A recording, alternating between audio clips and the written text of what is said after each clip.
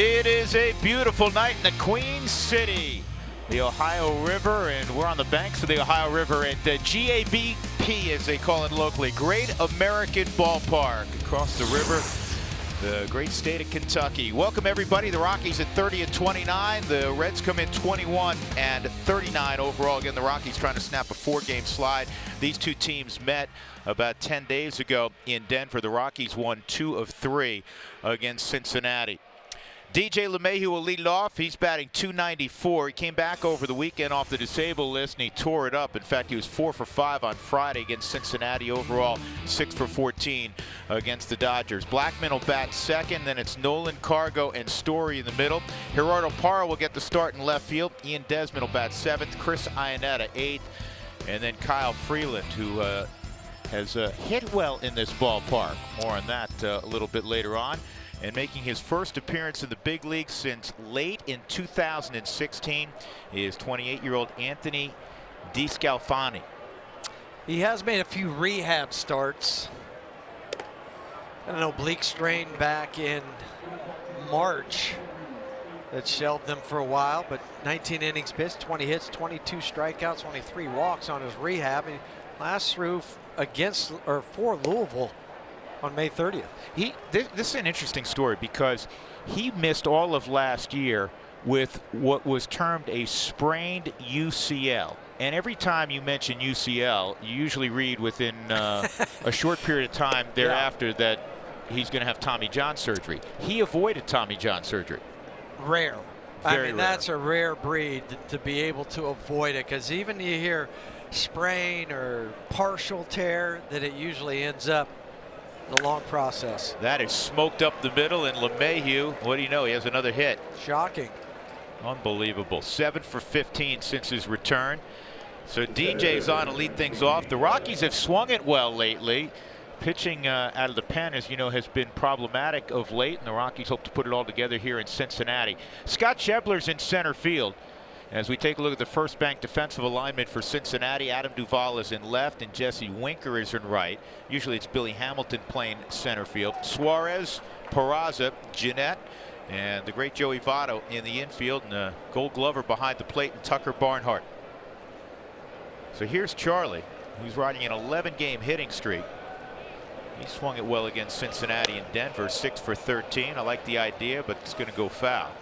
He took that out of the page of Jeff Hewson. Yep, yeah, fair or foul. But the difference here at this ballpark, though, Drew, is where the grass is in relation to the line. It's only about 6 inches. So if you can just keep it right on the edge of the grass, it's not going to roll off there and go foul.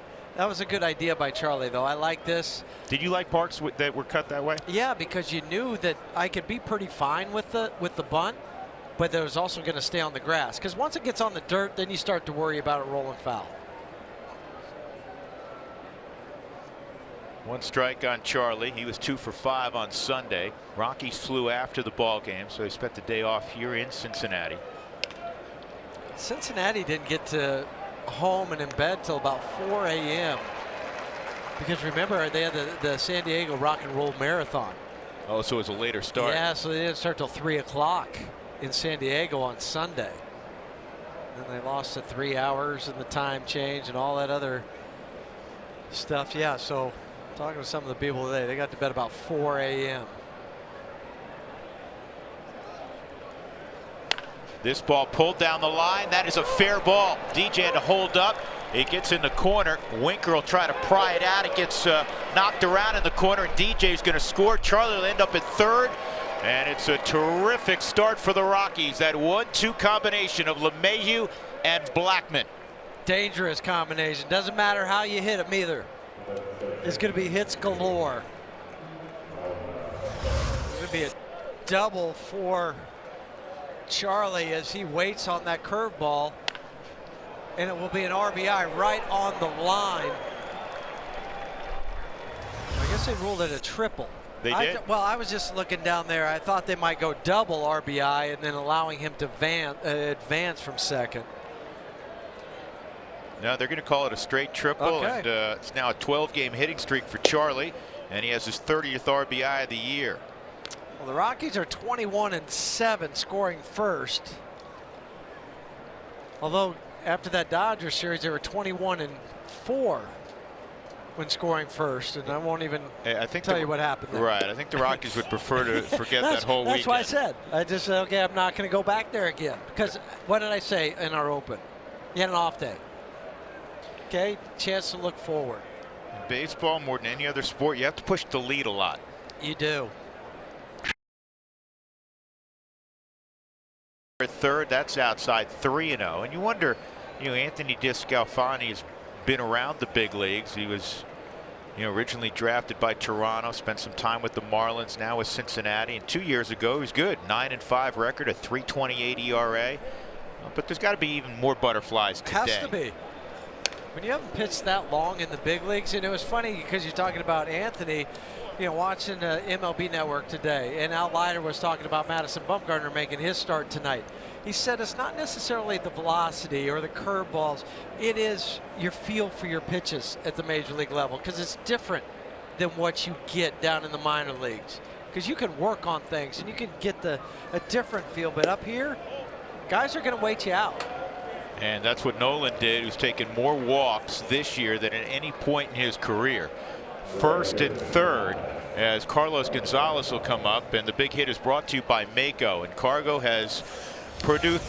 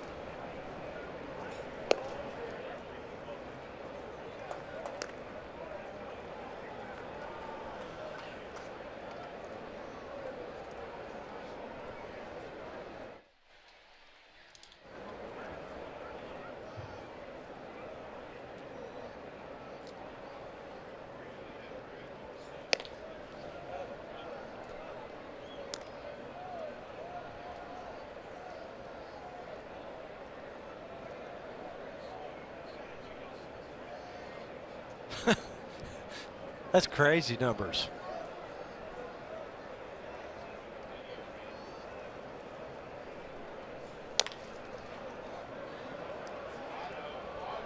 He's safe. He's going to be safe. Drew's having a little technical difficulties with his headset. But for Cargo, gets a base hit and an RBI. Joey Votto thought about coming home to get Charlie, but that didn't happen. And then Cargo beats it out. He's helping the first base umpire, Adrian Johnson, also make the call. The Rockies now base hit, triple, walk, base hit, and they're up 2-0. Votto waited a little too long. Give Cargo credit for busting it up the line. And now the Rockies have a chance to put up a crooked number.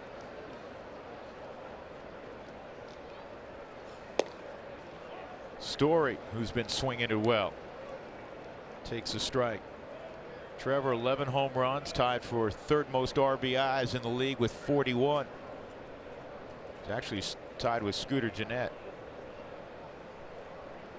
Yeah, just a few behind Javi Baez.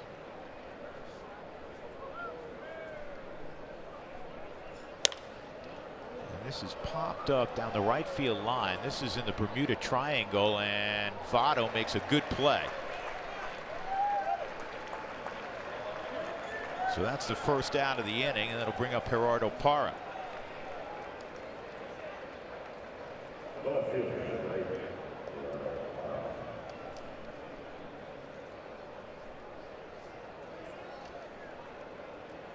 Scoring first inning runs is nothing new to this ball club.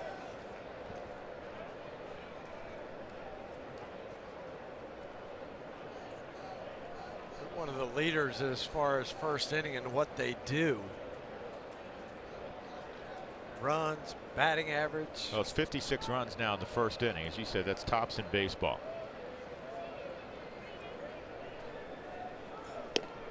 And that's first pitch strike from DeScalfani to Parra. 3 home runs, 16 driven in for Gerardo. And look at all those first ranks. Home runs, OPS almost 1,000.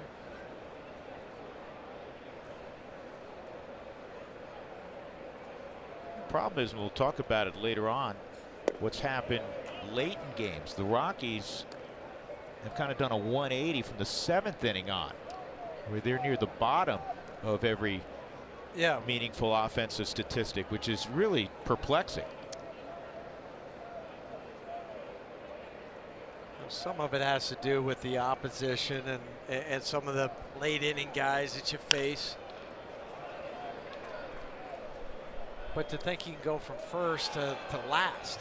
And literally in runs scored, the Rockies are last in baseball from the 7th inning on, and yet they're first in baseball in the 1st inning, and they're near the top if you just take innings 1 through 6 in some of those same offensive categories. 1-2 on Parra, hitting .315 over his last 27 ball games. Nolan at second. Cargo's the trail runner. Held up 2-2. I think this is the challenging thing for the hitters, the off-speed pitches from Anthony. You know, because what's it going to be like? Because you can go on the numbers that he had. He was a slider, curveball, changeup type of pitcher. Slider was the 2nd best pitch in 2016. But is it going to be in 2018? Great point, because what pitch affects his elbow? The slider. That's right. Yeah. So does he become more of a changeup, curveball pitcher?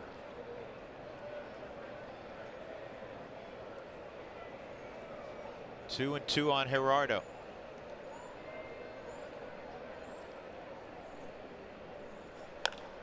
He got a slider and it's popped up. Nolan doesn't realize there's only 1 out. He's got to really get back, and he won't.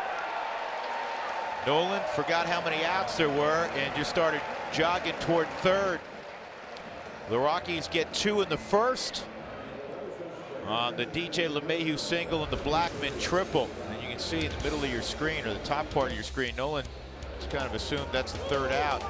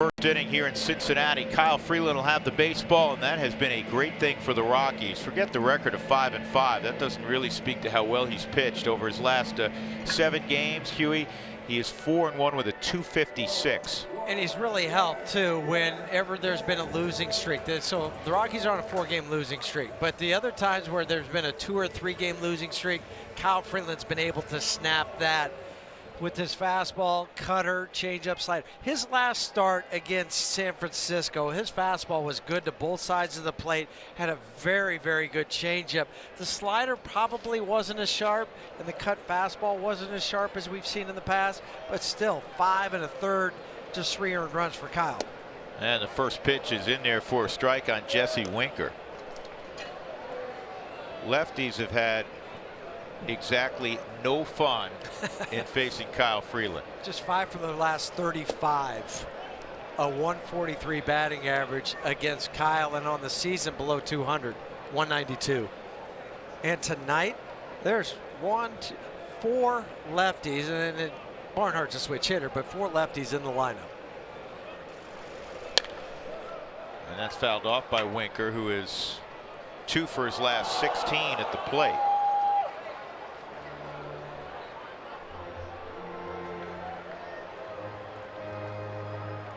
Well, it happens to even the best players in the world. Nolan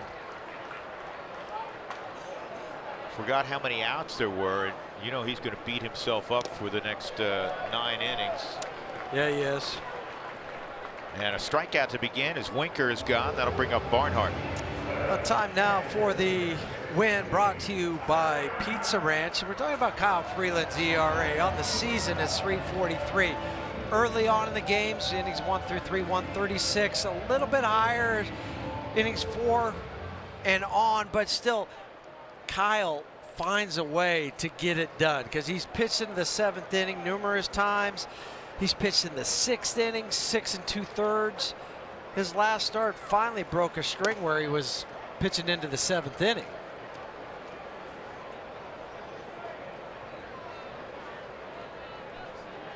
Barnhart takes strike 1.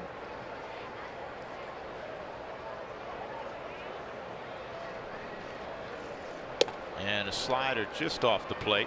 Home plate umpire is Brian Gorman. He's the crew chief. Adrian Johnson is at first. Trip Gibson at second. And call-up umpire is at third, and Chad Whitson.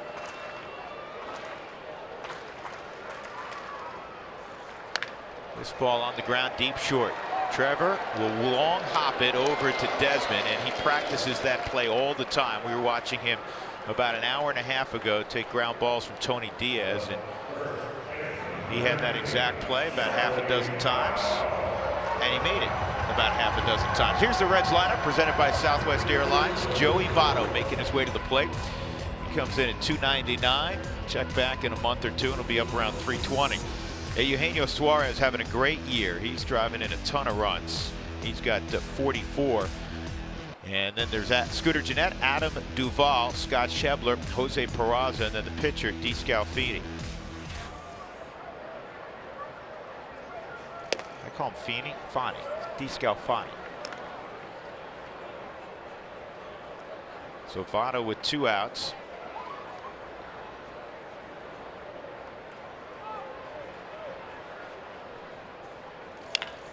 And this is an easy play for Desmond on 2 hops, and a great start for Kyle Freeland. Got a little help from Trevor Story on a terrific play. Rockies up 2-0. We'll come back in the top of the 2nd to Cincinnati.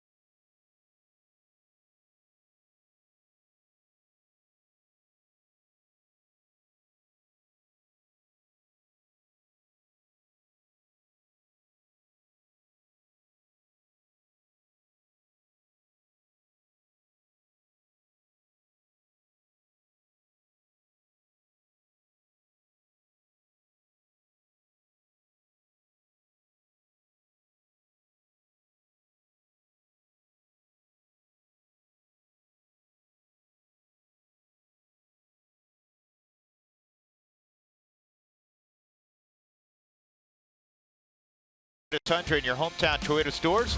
And by Southwest Airlines. Low fares, no hidden fees. That's transparency. Gorgeous evening. In fact, it's prettier now than it's been all day. Kind of scattered clouds earlier in the day, but a most pleasant evening in the Queen City as Ian Desmond looks at ball one. Desmond, Iannetta, and Freeland here in the top of the second.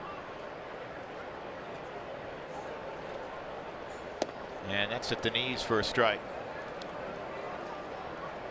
93-94.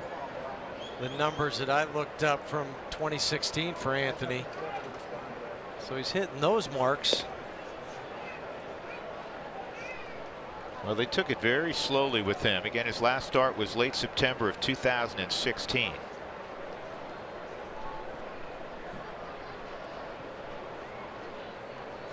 Two-one, and that is a line shot to left. So Desmond a leadoff single here in the second in front of Chris Iannetta.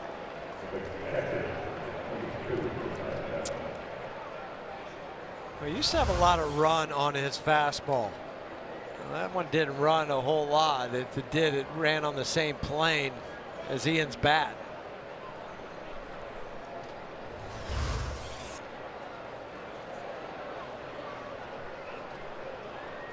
So Desmond, always a threat to run. Iannetta at the plate. And this pitch is fouled off. Chris had a solid homestand. 6 out of 19. Yeah, last time we saw him, he had to leave the ball game. Oh, if you recall, with he got hit on the quad. Yeah, right above the kneecap. And he said, you know, I've gotten hit there 1,000 times. And he said, you know, usually can hang in there. He said, but my leg went completely numb. He said, I couldn't feel my leg. He said, I hated to do it, but I had to pull myself out because it was a tight game and he didn't want to be, you know, the reason the Rockies, you know, faltered. Even with the plastic protection from the shin guard. Well, he stayed in for a little bit after that, but finally he had to call Keith Duggar out and say, Doogie, I can't go. And you know he's hurting if he says he can't go. Yeah. Yesterday, he told us this before the ball game that he said he wouldn't have been able to go yesterday. He couldn't get in a squat. This ball is hit a long way to right. This one is going to fly out of here. Two-run home run opposite field. Chris Iannetta, his 5th of the year, make it 4-0 Colorado. People love to hit at Great American Ballpark, and you can see why. Well, I'm glad he feels healthy enough to play today. Couldn't play yesterday, but today's the only time the game counts. That's his first bomb since May the 11th. We're tracking that off the bat, and you're watching Jesse Winker go back, and you're saying this may have a chance. Well, I got the fat part of the barrel to it. The wind is blowing out to right. You know, center, maybe right center. And it just kept carrying. One more look at this. You know, he's not quite sure. He's like, do I go back and tag? I'm just going to wait here. And then it ends up 3 rows deep. And now the guy at the plate owns the highest slugging percentage in the history of this ballpark. Kyle Freeland. Two for 2 last year, bomb and a double. Off of Bronson Arroyo last year, the high leg kick. Not sure if it was a fastball, changeup, whatever it was. It goes right on the top of the bullpen of the Reds. And this is in the air to shallow center, and it is tracked down by Schebler. That's a good job by Scott Schebler to take a knock away from Freeland, and he's no longer perfect in this ballpark. No. He's going to go back to the dugout saying, I was working on my cycle, my career Cincinnati cycle. First out of the inning, that'll bring up DJ, who started the rally in the first with a sharp single to center. 4-0 beginning for the Rockies, trying to snap a 4-game losing streak.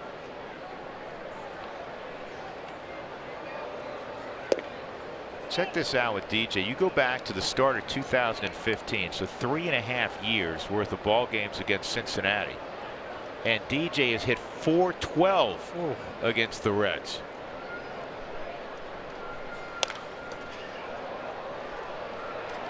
We were watching his BP, and he had a great weekend against LA. He's even more, it looks like, free and easy with the swing. And you know, does the thumb bark? I'm sure it does a little bit. You never know it with DJ, but it just looks like he feels more comfortable. The other thing too, though, when you ever have a hand injury or wrist injury, sometimes you don't swing as hard, and so things free up for you. And I've seen it before where guys are like, okay, I'm not going to overswing here because I know it'll hurt.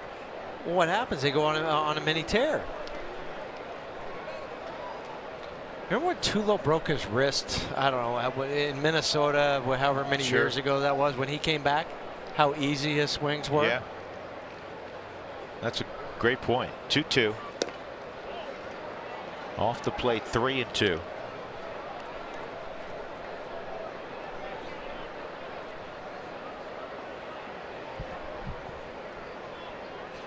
Anthony's a Jersey kid. Drafted out of high school by the Red Sox. Didn't sign, went to the University of Florida, and he spins one in there and freezes LeMahieu. 2 outs. Fans, when the Rockies score 7 or more, and they're apparently on their way, go to participating Colorado Taco Bell locations the next day between 4 and 6 to get your Rockies taco special. Live Mas at Taco Bell.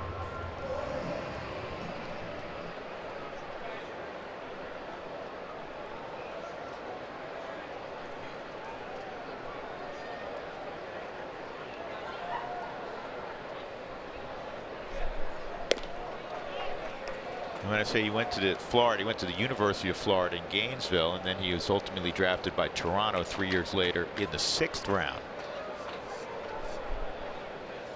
And there are a lot of kids who are going through that decision making process right now, or will be, with the draft going on. And we'll get you filled in as to the Rockies selections over the first 2 days of the draft. There'll be a 3rd day tomorrow, which is a crazy day. Yeah, they're through round 10 today. Right, and they'll get 30 rounds in tomorrow. Rapid fire rounds tomorrow.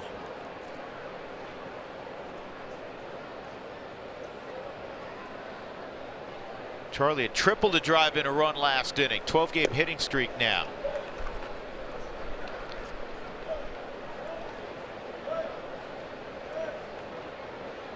Said this the other day. Charlie now has 11 10-plus game hitting streaks since the start of 2015. That's the most in baseball. Number 2 on that list would somewhat surprise you. Andrelton Simmons, there's the list. Daniel Murphy, no surprise. Pedroia, not a surprise. DJ, not a surprise. Simmons has really improved as an offensive player. He has. Last couple of years. 2-2. Left field line, and it's caught right around the stripe. May have gone into foul territory. Adam Duvall made the catch. The Rockies got 2 more. Desmond a base hit, and then Iannetta goes opposite field. 4-0 Rockies.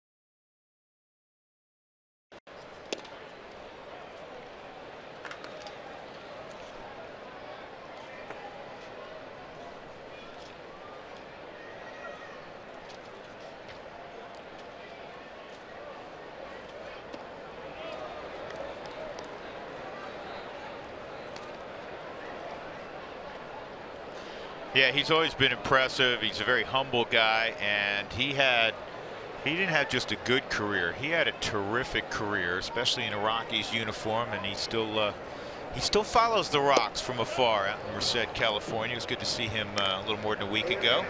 And he was just involved with the draft too for the Rockies. Yep. You know, a regular fantasy camp. That's how, you know, we're celebrating the silver anniversary of the Rockies. It's their 26th season on the field. And you look at a team like Cincinnati, and when you play St. Louis and the Dodgers, you go back to Brooklyn, the Giants. These are teams that have well over 100 years worth of history. Well, the Rockies are starting to build their own tradition and their own class of players that become iconic in many fans' minds, and when they come back and they stay involved, I think it's not only a good feeling for the organization, it's a good feeling obviously for Brian Fuentes to still be involved, but I think for fans, heck yeah, that they know they're still a Rocky, even though many of these guys end up playing in other ports. Exactly, though, but they can identify with a lot of these guys now. The kids can identify with them. They have Fuentes jerseys. They have all these other jerseys now that are just Rocky jerseys. You know what was neat? The other day, we saw, I think you picked it out, a Ty Wigginton jersey. Jeanette pops out. That was on Sunday at home. Don't see a ton of those out there, but Ty had some nice moments in a Rockies uniform. One pitch gets Jeanette out. DJ takes care of his counterpart. Here's the first bank defensive alignment for the Rockies. And again, Chris Iannetta is back healthy.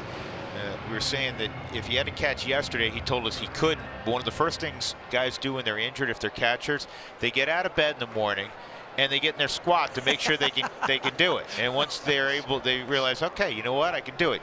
Chris said yesterday, he goes, I could only get down about 70%. So I knew that if we were playing yesterday, I probably was not available. Today was a new day. That's right.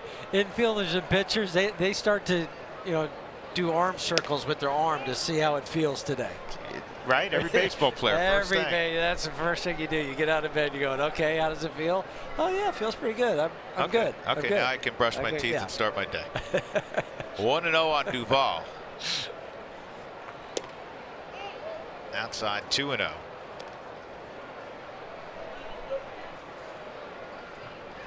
Rockies had that good homestand going. They were 4-1, and then lost that final game against the Giants. They had a chance to sweep the Giants, and tough weekend against the Dodgers. They gave up 10+ runs in all 3 games.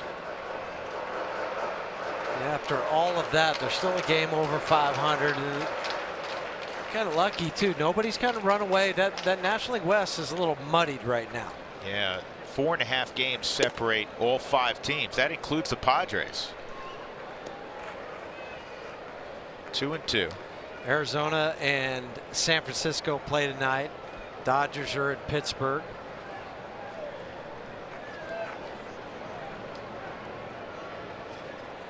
Atlanta's at San Diego.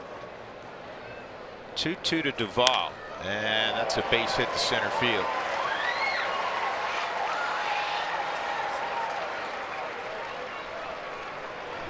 So a 2-out knock for Duvall, and that'll bring up the center fielder tonight, Scott Schebler.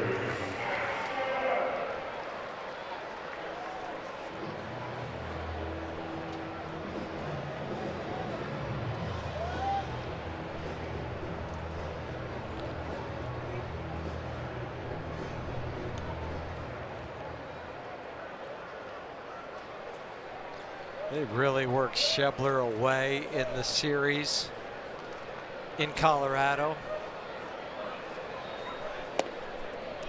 First pitch misses to the Iowa native, Schebler.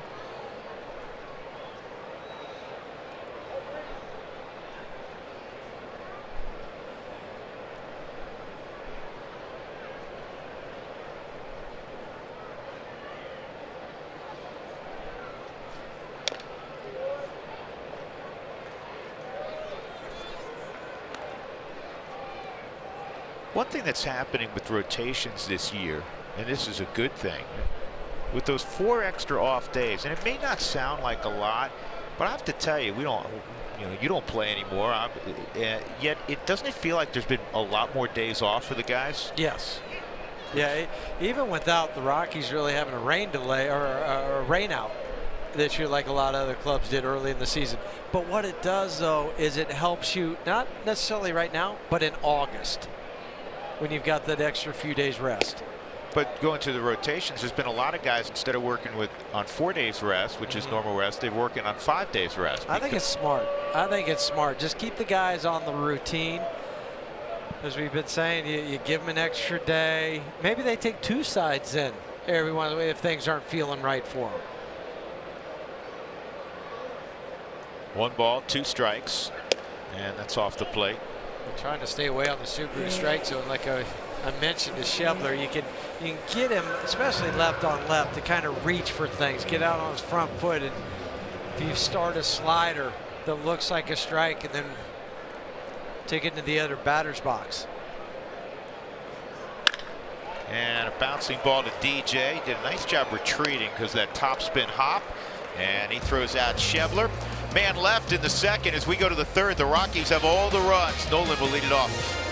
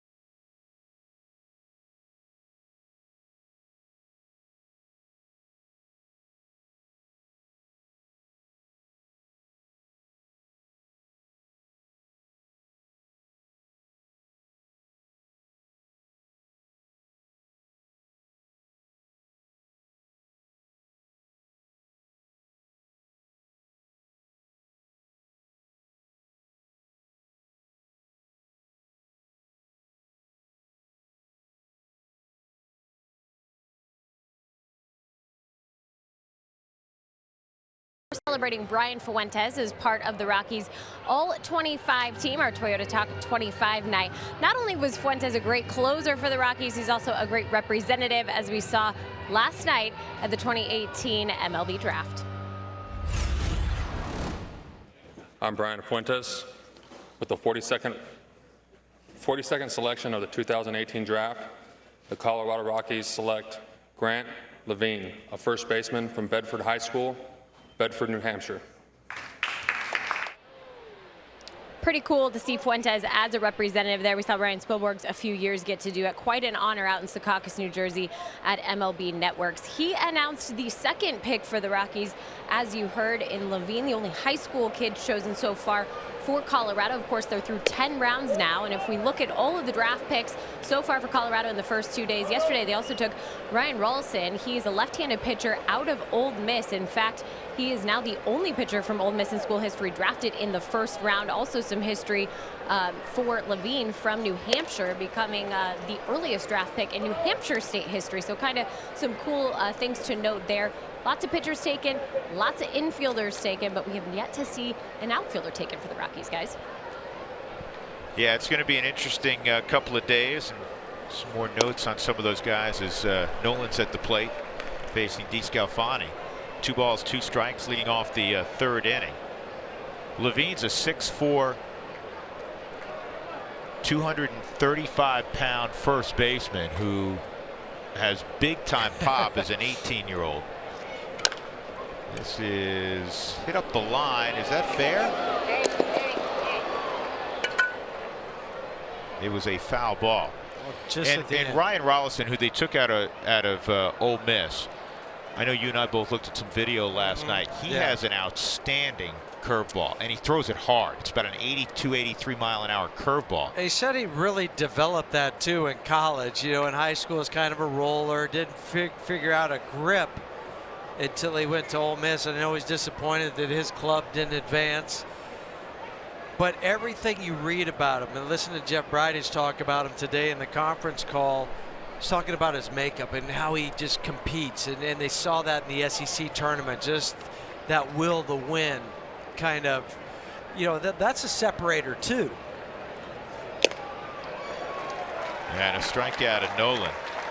Rollison works 92 to 94 from the left side. The Rockies had an Ole Miss left-hander, not originally drafted by them, but Drew Pomeranz, who was a 5th pick in the draft back a few years ago out of Ole Miss by Cleveland. And then Nico Decolati out of Loyola Marymount. They went on a run from California. Bird, who was drafted in the 5th round from UCLA. I saw him pitch last year when I was out at UCLA during the spring. Good-looking big right-hander.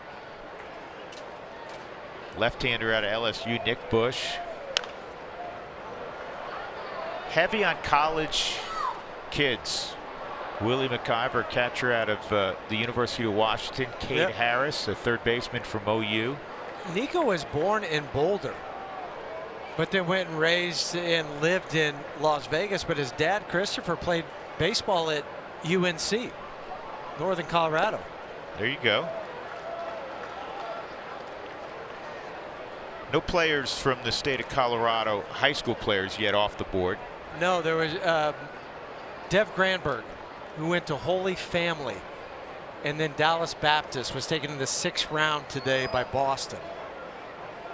And of course, Cole Winn was taken 15th overall. Cole Winn, 3 years at Silver Creek High School, and for his senior year, he went out to Orange Lutheran in Orange County, California. Dev played on the Rocky Scout team, same year as McCody did. Good for him. Yeah, so he went to 6th round. Yeah, he went to Creighton first, and then went to Dallas Baptist. Last 2 or 3 years. Well, both are very good programs. Cargo steps out. Cargo had that roller up the first base line that Votto fielded, looked home, realized he didn't have a play on Blackman, and then couldn't get Cargo. So it went as an infield hit. And an RBI for Cargo is 22nd.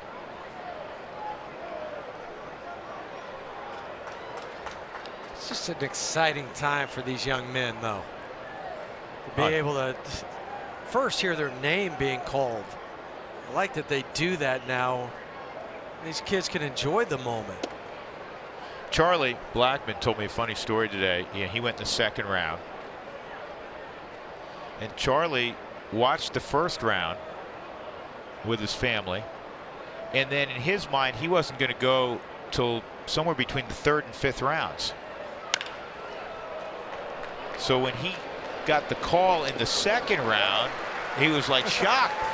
And usually, he said, it works the other way, right? You think you're going to go somewhere and you fall, and then it's really disappointing. So it was doubly pleasant for him when the Rockies took him in the 2nd round. 2 outs, that'll bring up Story.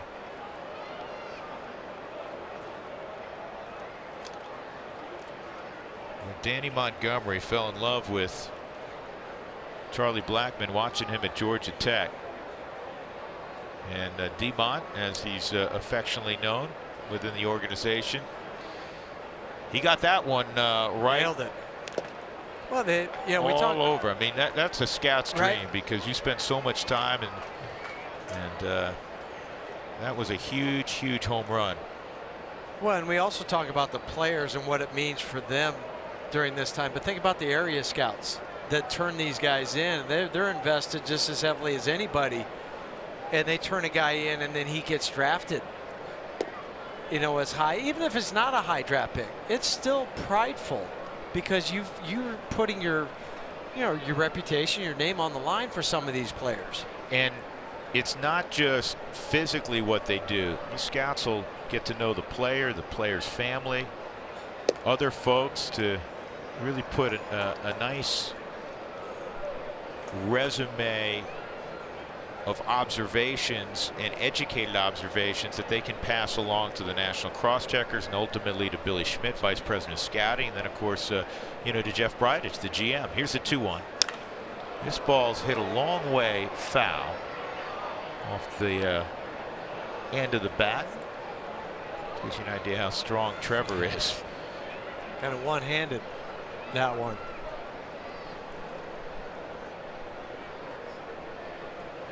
DeScalfani, after the 2-run home run by Iannetta, has retired the next 5. And he's now retired the next 6. A strikeout of Story right on the corner. 4-0 Rockies.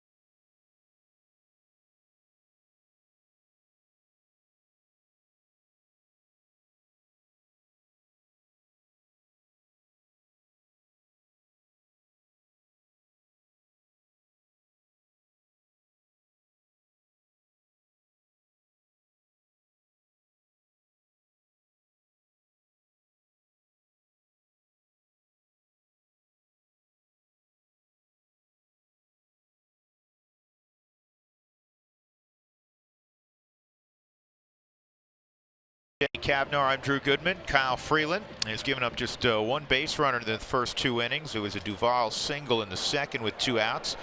The shortstop Jose Peraza will be the first up here in the 3rd inning.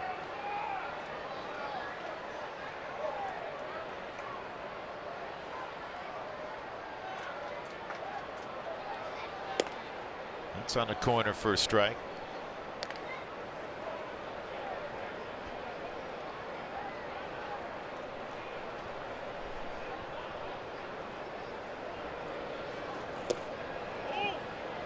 Off the plate, 1 ball, 1 strike.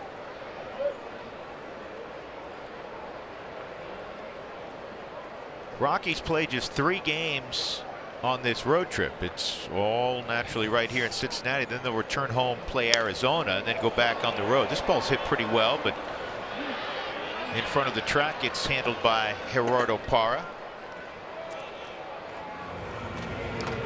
For Kyle this year, see some of the numbers for him. Innings 1 through 3 goes up higher. Innings 4 through whatever, but most of the time it's at least into the 6th, 3 times into the 7th this year, 3 or 4 times. First time through the order for Kyle, 226. Second time, 205. The third time, 302 is the batting average against. But right now, he is just dotting that strike zone on the Subaru strike zone. 29 pitches for Kyle. DeScalfani hits it on the ground to third, and Nolan's got it. Plenty of time. 2 outs as we check in with Taylor in the studio. Taylor?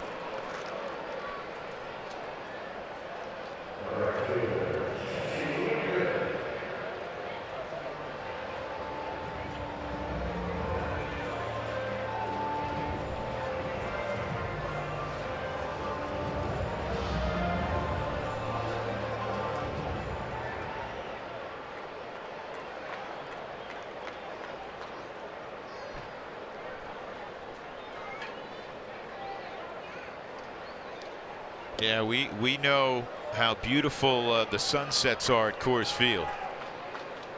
And from their vantage point, the bullpen, they get to see it. They're looking right out. They're looking right at it.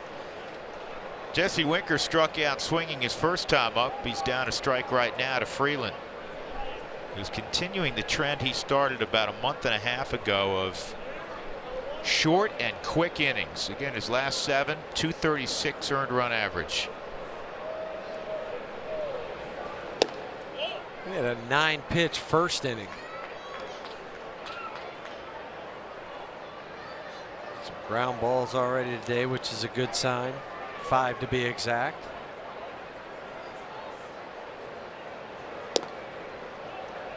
2-1.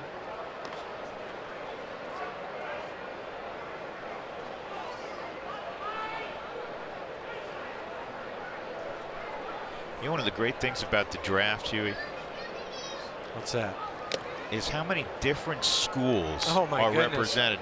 Some of them I haven't even heard. I mean, Well, I shouldn't say I haven't heard of, but Well, if you haven't, you haven't. So I'm going to throw one out that I hadn't heard of Okay. right now, and then no disrespect to that place School? of higher Uh, education. meaning like a college, not high schools, which Right, yeah, the high schools. We're going to have to wait on that because Okay. Freeland has just struck out Winker. We'll That's come back good. with that in a moment. He has struck him out twice. He has 2 strikeouts. And the Rockies, as we go to the 4th, leading 4-0. Gerardo Parra will be first up upon our return.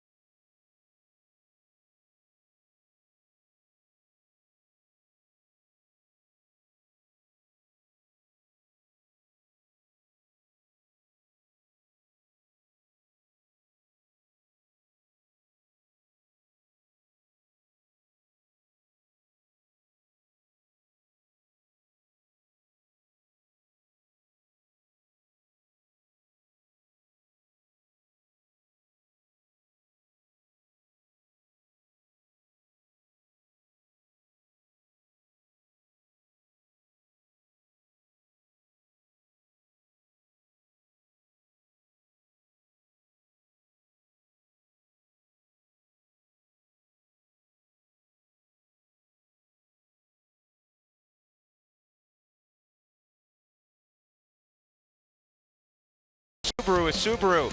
And by Cheyenne Frontier Days, log on to cfdrodeo.com for the full lineup. Good start for the Rockies, 2 in the first, 2 more in the second on a 2-run home run by Chris Iannetta.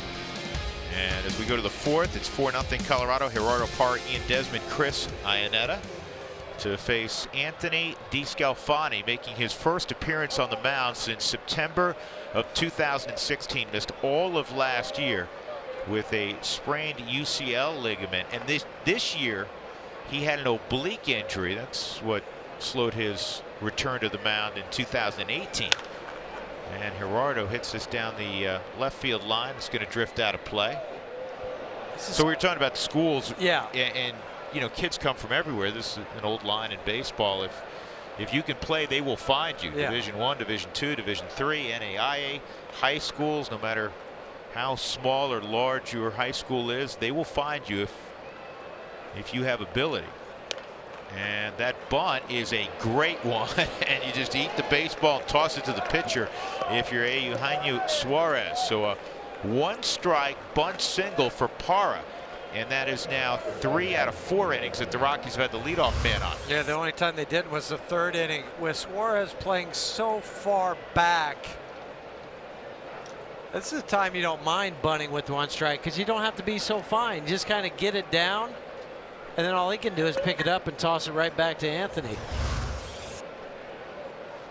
So So a nice decision, well executed by Parra. And here's Desmond, a sharp single to left, his first time. And strike on the pitch. So a young man by the name of, I hope I pronounced it right, Arbert Scipion, was drafted in the 9th round by the Mariners. He's a center fielder. Okay.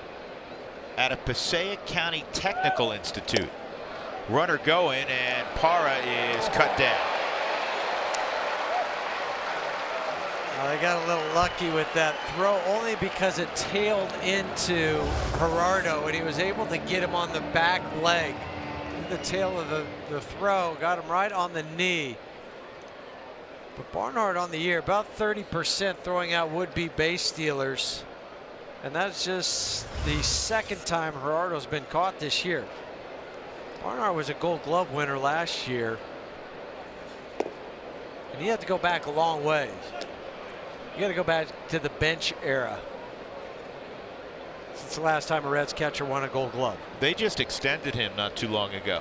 Well, and they traded Mesoraco. For several years, they thought Devin Mesoraco was going to be the guy. He's now with the Mets. Yeah, Bench won 10 Gold Gloves in a row from 68 to 77. There's a nice statue of him outside too. I took a picture of that today. There's a bust of his in Cooperstown, New York, also. Well, I've seen that one too, but I'm just saying outside the stadium here. This is Poke to Votto. All right, so finish your story. You were talking about that. Well, we'll get to that story in a moment, because we want to tell you the big hit is brought to you by Mako. Chris Iannetta in the 2nd inning. He goes opposite field, and you know how strong he is, and it is carried out of the ballpark for Chris, his 5th home run of the year, 2-run shot.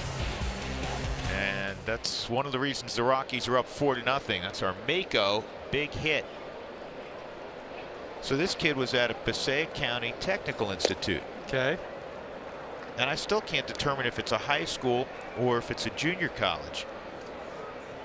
But nevertheless, again, if you can play, they'll find you.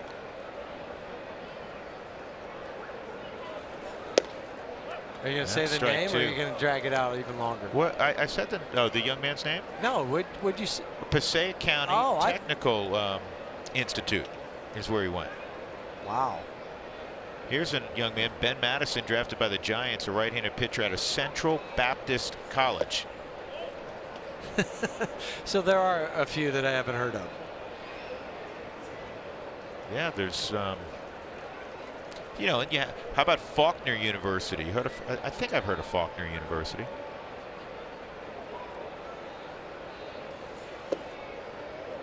St. Catherine College in Ontario, with a K. I don't know if I've heard of that one.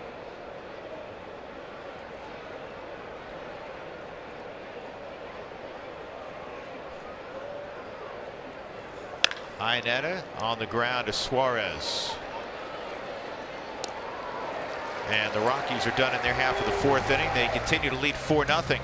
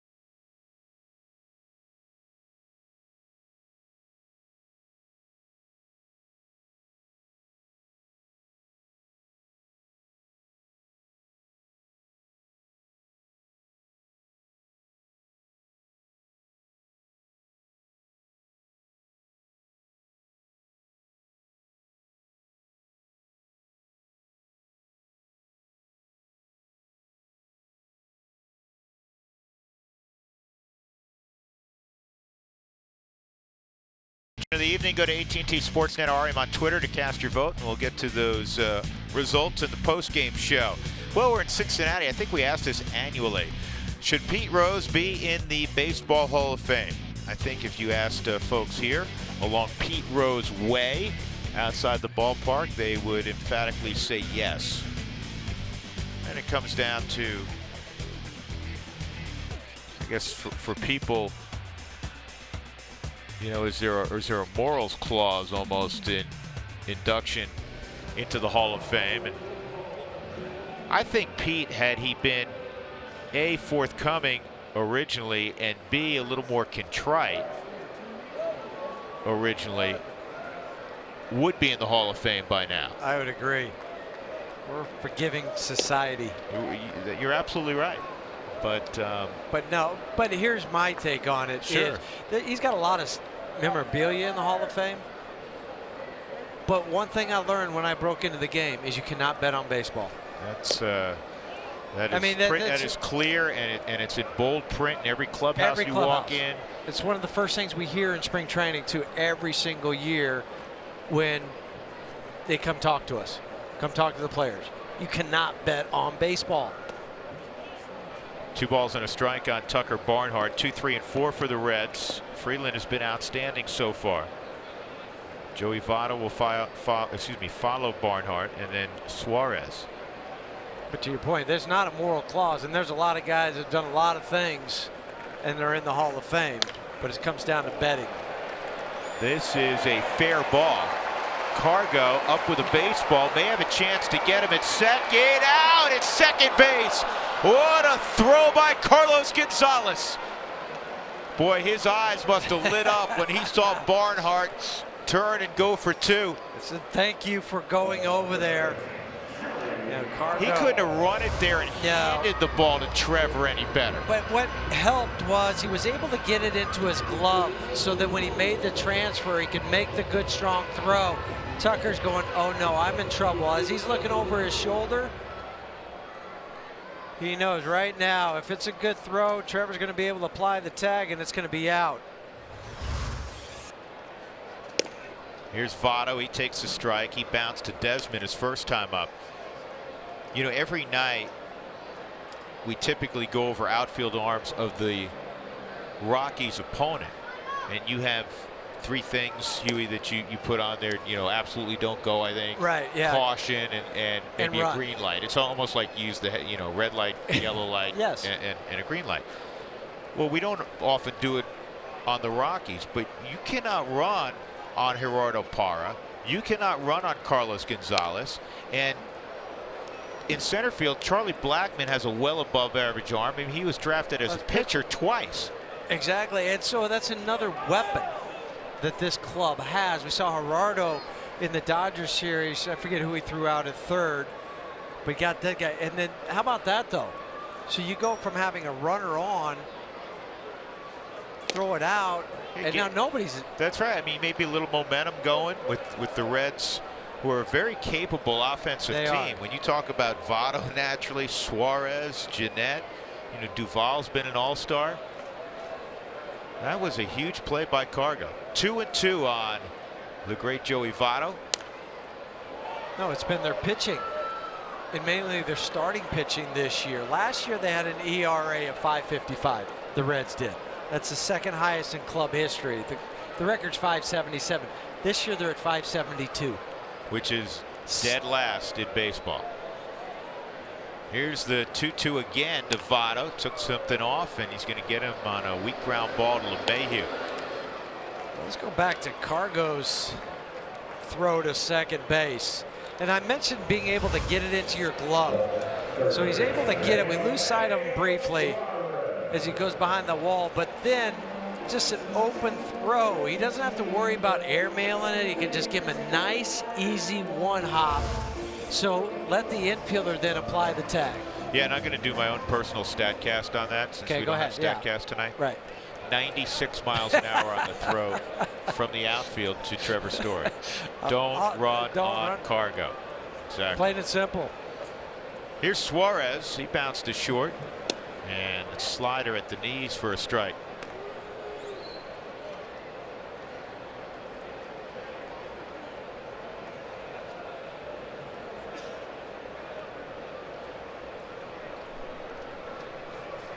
0-1, and he beat the shift. DJ was playing up the middle, so Suarez with the base hit.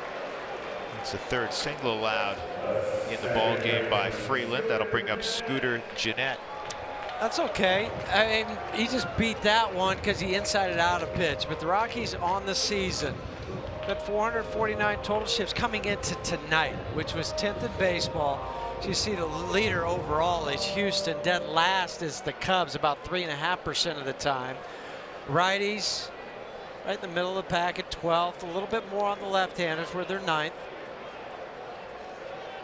That kind of just thinks. But a lot more than last year. Exactly. You know, 2 years ago they had a lot, and then last year they backed off a little bit. But this year, like I said, 10th is. They're more middle of the road this year.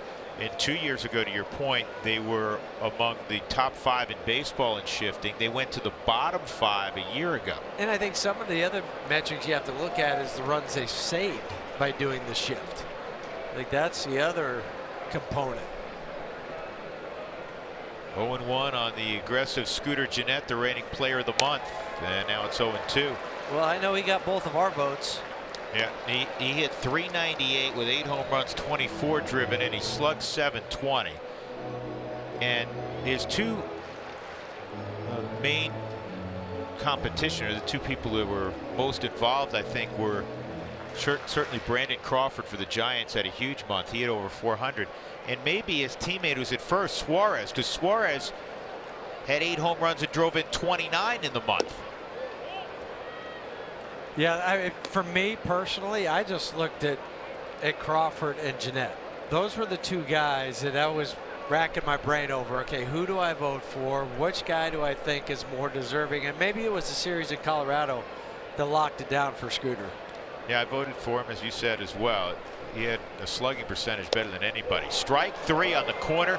Freeland has dismissed Gennett. 2 singles, 1 man left in the 4th. We go to the 5th. The Rockies shutting out the Reds. This was a great throw.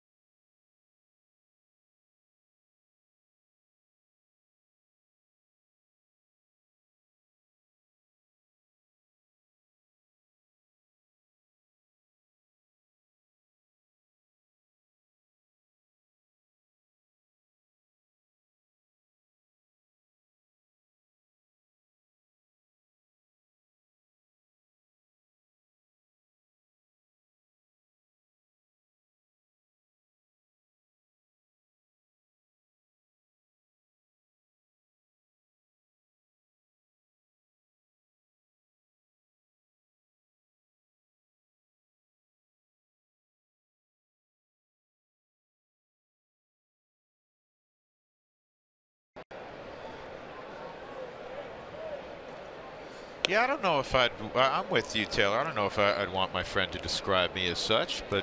That's one left-hander to another. Come on. Oh, yeah, there you go. That's right. fine. It's fitting. Freeland takes a strike. 1 ball, 1 strike. Kyle, and then LeMahieu and Blackman, 5th inning. Rockies up 4-0. Talking draft tonight.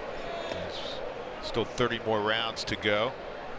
Rockies have made 10 selections. They had 4 in the first 96 picks. We showed you them earlier.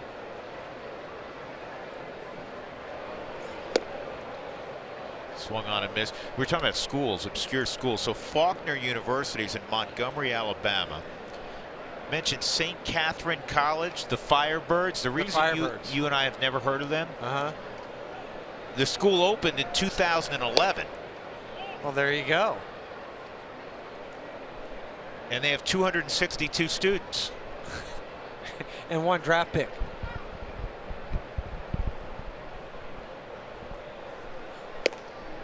Right at the top of the Subaru strike zone for Kyle to swing at that one. Hey, Margaritaville is coming to Coors Field this Saturday, and the ticket package includes a limited edition Margaritaville shirt. Visit Rockies.com/Margaritaville for tickets. And by the way, it's in San Marcos, California. Okay. So if you're thinking of a place. Well, and then the other one you were talking about was a high school in New Jersey. That was, but I thought it was a, yeah. Just looking like at the name, yeah. I thought it was, it's in Wayne, New Jersey. It is a high school. I thought it was a junior college. This kid drafted at the top of the 6th round, a 6'10" right-hander, Hugh Smith out of Whitworth College. Now, I've heard of Whitworth. It's a D3 school in Tacoma, Washington. So again, if you can play, they find you. Base hit for DJ in the first. Then he was caught looking on a 3-2 pitch in the 2nd inning. DeScalfani obviously pitching much better than he did the first couple of innings. Well, with that's what I was saying as we came on the air with Anthony. First couple innings, the feel of all of his pitches, where is he going to be able to locate? Now he's kind of settled in. Make a play. Huey, that was within 2.5 feet of you. You used to have the range to get that. Yeah, and I used to have a glove too. Well, you know, you always point out the insignificant details. And the drop. The drop in front of us is a little deep. Yeah, I don't think that little whatever they have out there is going to catch me. I'm not going. It was right here. I don't understand. I realize that, but that's right there too. That drop of about 20 feet. It's not 20 feet. There's a little thing that will that will hold you. Absolutely. No, it's not. You know what that is? That's like at Wrigley where you used to play. The little basket. That'll catch you. That'll hold on to you. Yeah. What are you worried about? Yeah, I'm not doing that. Dougie will go fish you out there's of a there. little basket, right? Yeah, right above there, the above where it says Cincinnati the Reds. Yeah, and then after that it's 20 feet. Not happening. Sometimes you got to sell out. This is in the air to deep center field. Schebler going back, warning track, and in front of the wall, he makes the catch. So LeMahieu gave that a ride. 2 outs. Thought you were going to be on the money because you told me today on the bus ride over that DJ was going to hit a home run today. Came close. Real close. There's still some baseball left. I know. I thought you got that one. I thought he hit it out. Anytime there's a ball in the air that's well struck at Great American Ballpark, you think it may have a chance. Great America Small Park. Yeah, that's another one of its nicknames. Charlie, a triple in the first, fly ball to left, and this is just foul.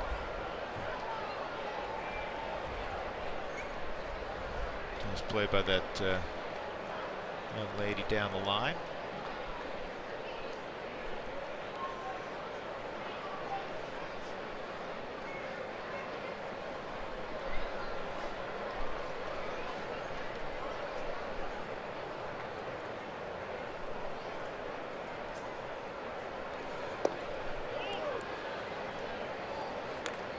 Austin Bryce is now up in the Reds pen as DeScalfani's getting close to 90 pitches.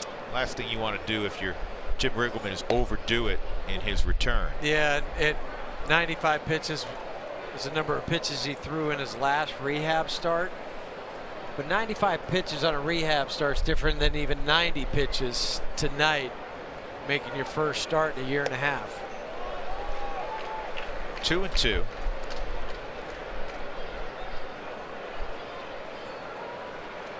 Wind is picked up. Yeah, it has. There's Jim Riggleman. Well, since Jimmy took over, the Reds are 18 and 24. And he'd be the first to tell you it wasn't Brian Price's fault. They just got off to a lousy start. They were 3 and 15 when they decided to make the move. Dismiss Brian Price. Jim Riggleman, who was on the staff, takes over. Made a couple other changes. Danny Darwin, Dr. Death is now the pitching coach. Nickname, Nolan Ryan gave him that nickname. But I think that's where the ERA has helped this club. And Charlie strikes out. So that's 5 in a row set down by DeScalfani. He may be done. He certainly improved after a rough couple of first frames. 4-0 Rockies.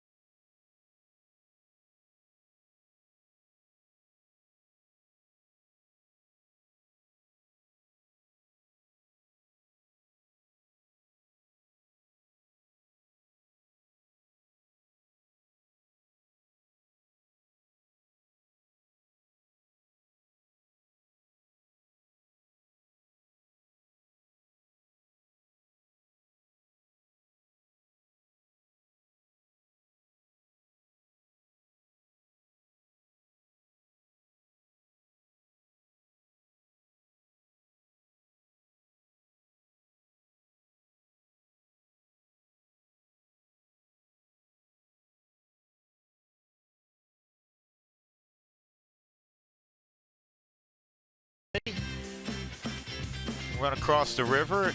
Huey, you do that a little bit over to Newport, Kentucky. Yeah, it makes me feel good because I could say I ran in 2 states. Yeah.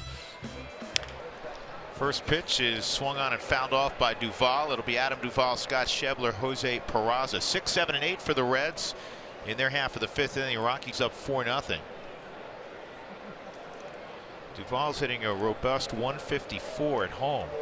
That's shocking. As talented as he is, and as good a hitting park as this is. And he chases there. Good pitch. Look at the number of pitches for Freeland versus his counterpart DeScalfani, who's thrown 91 pitches and in more likelihood is done. And you're talking about the low 50s right now for Kyle Freeland.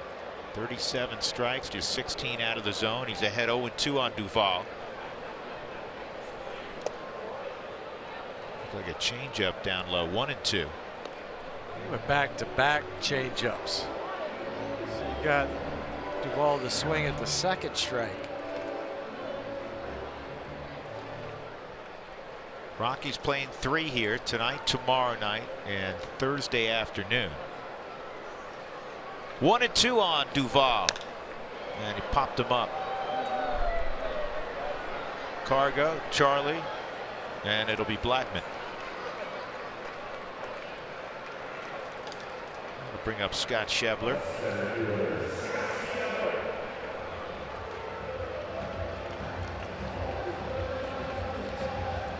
So we continue with our draft theme.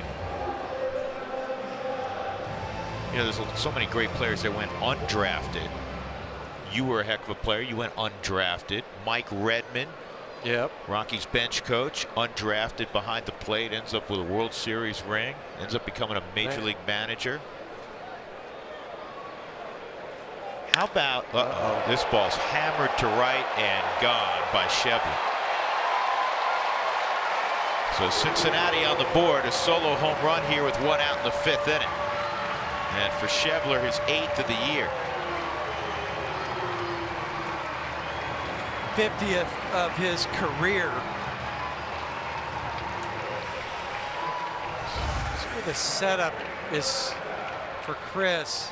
Oh yeah, he wanted it down and away, and immediately Kyle knew that he left it up and in for Schebler, and hit it right down the runway, the tunnel, going to get the food. Still, it comes back to the old line. Solo shots aren't going to beat you. Second home run left on left this year for Schebler, who actually came in hitting .310 against lefties. And that's just the second home run that Kyle has given up to a left-handed batter.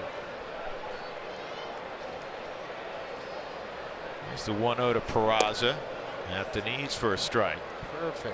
Perfect pitch to come back to on the Subaru strike zone. So we gathered the top 6 were the 6 lowest drafted players by round who ended up becoming Hall of Famers. And always the name you remember is Mike Piazza. He went in the 62nd round. That's 22 rounds more than exist now. He was drafted as a favor to Tommy Lasorda, who was a childhood friend of Mike's dad. It's a great story. John Smoltz went in the 22nd round. Now, he wasn't really a 22nd round talent. The reason was teams were assuming that John, who had a scholarship to play basketball as well as baseball at Michigan State, was definitely going to be a 2-sports guy and go to college. DJ makes a nice play. Going back to that list, Ryne Sandberg, the Hall of Fame Chicago Cub, went in the 20th round to the Phillies in 1978. And one of the reasons, he was a really well thought of high school quarterback out west. And I think a lot of people assumed he was going to go play college football as well. The Mets took Nolan Ryan in the 12th round. Didn't turn out so well for the Mets because they ended up trading him for the late Jim Fregosi to the Angels. But we know what Ryan did, your good friend and teammate. The Hawk, the Expos stole him in the 11th round. And I wanted to include one more. Goose Gossage, 9th round. Colorado Springs native, went to the White Sox, and of course Goose had a Hall of Fame career. Yeah, another teammate of mine played with him 1 year in Texas. That's right. And then he was just at the Rockies golf tournament last Thursday. Brandon Dixon is the pinch hitter with 2 outs.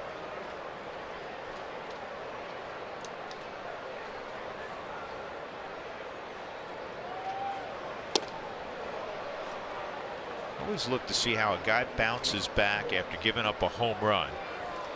And so far so good for Kyle Freeland.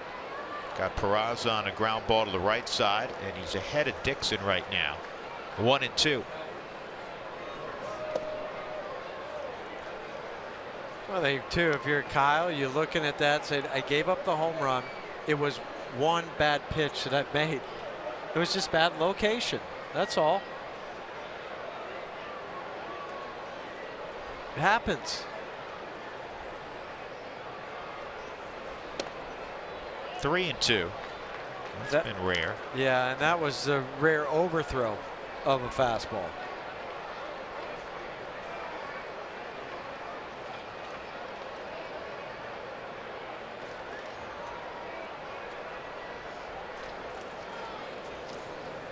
And that is a beautiful slider, and that terminates the at-bat of Brandon Dixon. Schebler, the solo home run. The Rockies lead Trim to 3 runs. It's 4-1 as we go to the 6th inning at Great American Ballpark.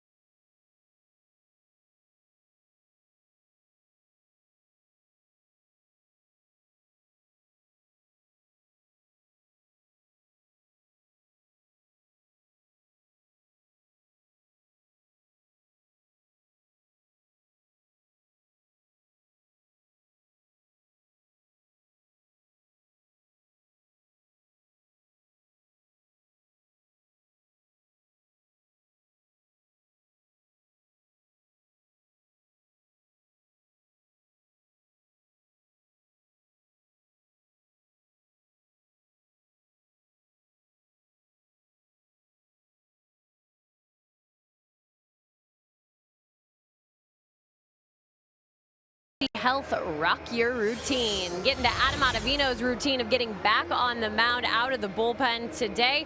He was able to throw. It's a great sign. May 28th is when he went on the 10-day DL with a left oblique strain. He's missed 6 games so far. Rockies just 2-4 without him. They could use Adam back. 45 strikeouts and 28 in the 3rd innings pitched so far this year. And after today's session, Adam gave us a positive report. Today was the best day yet. I mean, threw pretty good. I don't know what they're gonna let me do tomorrow, but we'll see how I recover. But it felt pretty good. Today was the first day I threw that I felt like I wasn't looking for it as much. So I don't know. I think we're on the right track. Yeah, it's great news that Ottavino said he didn't really feel that today, feel that oblique pull. So that's the same word that Bud Black got from the training staff. Buddy said that as early as Friday, we could see Adam facing pitchers. Again, great news after a rough weekend for this bullpen. And Adam perhaps, offered some perspective to me by just saying, I think in all honesty, our starting pitching has been so great. We saw a lot of Ottavino, we saw a lot of Davis coming out of the bullpen, but not a lot of the other guys. He said it's so cyclical the way this game goes. Once these guys start getting more work and more reps, I think this bullpen is going to be just fine. Again, not seeming to worry about the weekend that they had with the Dodgers, but getting Adam back a big step forward, and Friday could be a huge step as well. 0-2, Jenny, thank you. Yeah, he hopes to get on a mound and throw off the bump on Friday or Saturday, which, as Jenny said, would be a big step in the right direction.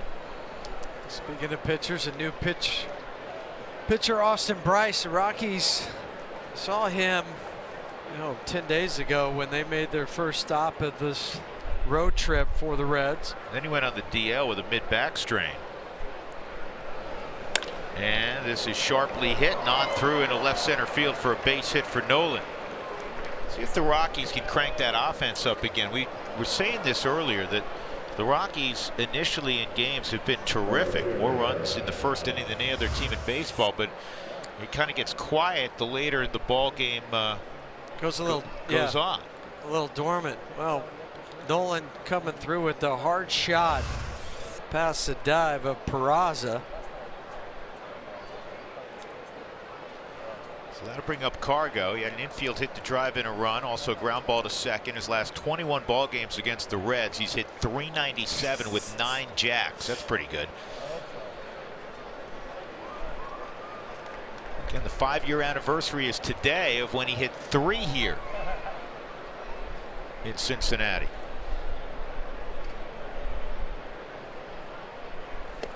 That's always a nice day at the ballpark. And I was trying to think back to those home runs too. If I remember correctly, there wasn't one that you said, "Ooh, that just barely got over."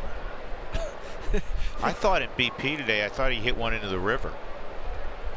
Which would be a long ways, because the river's not quite as close as it is in Pittsburgh.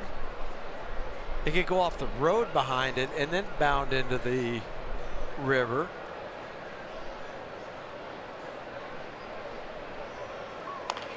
Well, speaking of home runs, here we go. Get a nice little refresher course.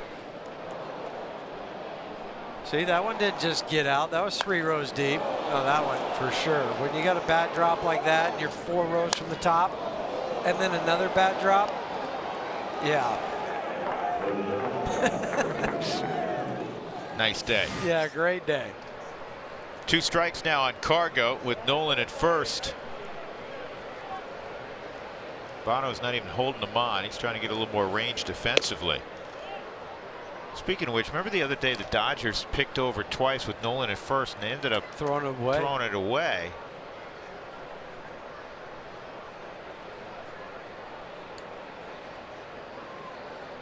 Nolan's probably wondering, why are you throwing over? I'm not going anywhere.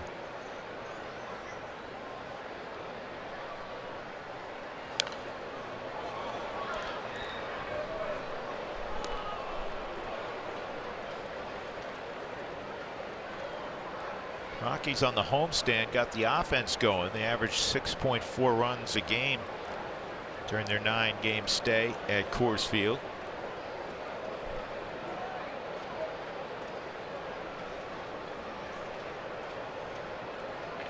Just for the first time this year, didn't pitch well as starters, and the pen had a rough ride. The starters ERA over 6. Pen was 7.11. which is the same ERA that the Reds had overall on their road trip. 3 blown saves, 11 home runs allowed by the starters. And also outscored, even though he has scored 6.4 runs a game, outscored 61-58.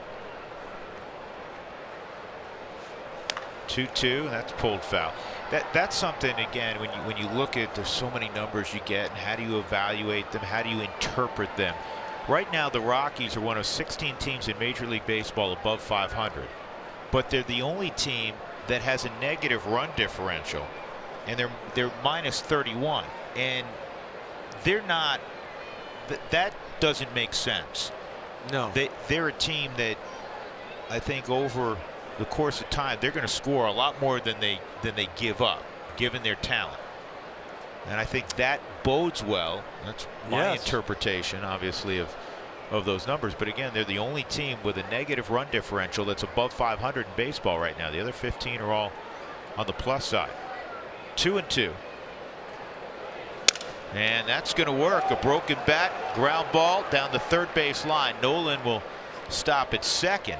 Cargo's second knock of the game, and you come back to that thought of get the ball in play. Yeah, good things happen, right? Yeah.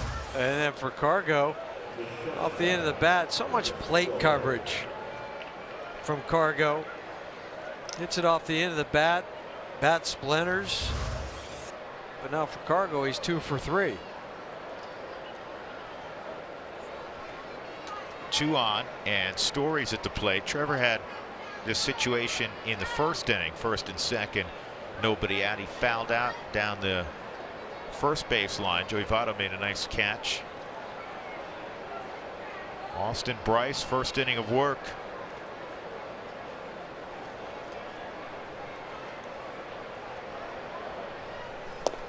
Ball 1. Just watching Tony Diaz and Stu Cole, and I'm kind of laughing because this has happened to me before, folks, where I forgot how many outs there were, and I was kind of running, but I'd look at the scoreboard. Did you always trust it? Because every once in a while the scoreboard can be wrong. But I figured, you know what, I wasn't sure about myself, so I'd look at this, get a quick peek. But both guys were telling Nolan, no outs, no outs. That misses 2-0. Hey, and it happens. I'm telling you, it's a lonely feeling, and I know you're sitting at home going, how can a major league player forget how many outs there are? I get all of that, but every once in a while you just have that brain cramp moment. He said, oh, I don't know what I just did, but I did it. It happens.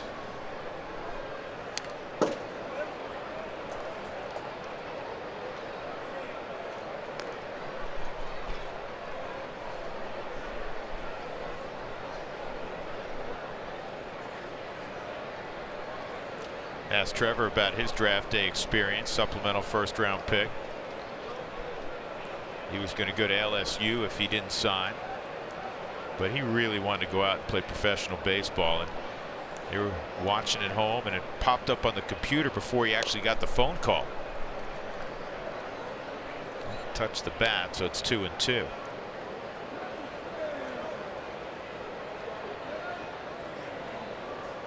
That would be surreal, seeing it pop up on the computer. Because I was watching the draft today, and the same thing would happen. You could see a draft or a pick ahead of what was being announced, so you could already see the next pick. Yeah.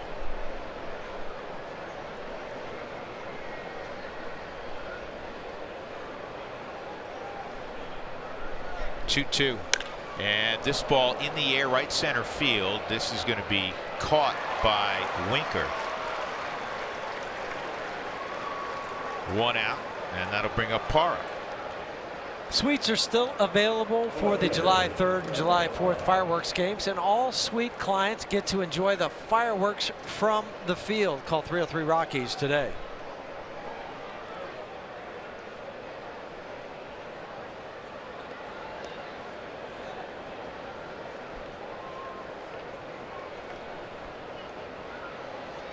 Gerardo had a bunt single in the 4th. 1 for 2.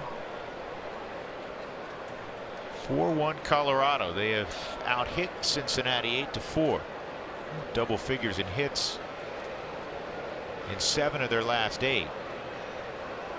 Parra drives this toward the gap in right center field. That'll bring home Arenado with the 5th run. Gerardo Parra with his 17th RBI. That's a big one. Well, it gets that run back that you gave up last half inning, the bottom of the 5th. Take it back up to 5-1. Gerardo not waiting around, gets the first pitch. The Subaru Supermo. Oh yeah, fastball up, not moving. Gerardo crunches that to right center field. No one's able to jog on home. Now here's Ian Desmond. Line single to left and a ground ball to first. And he went around. Adrian Johnson confirming at first base. I always watch Joey Votto, and defensively, I think he gets farther off of first base than any other first baseman that I've seen in the National League. I would agree. And it was one of those games in Colorado too where he did that and ended up taking the hit away, because both you and I thought that was going to be a base hit. It was Charlie, and it would have been a game-winning hit. That wasn't that the game they had bases loaded. Base loaded and didn't score. It didn't score. Yeah. Because of where he was.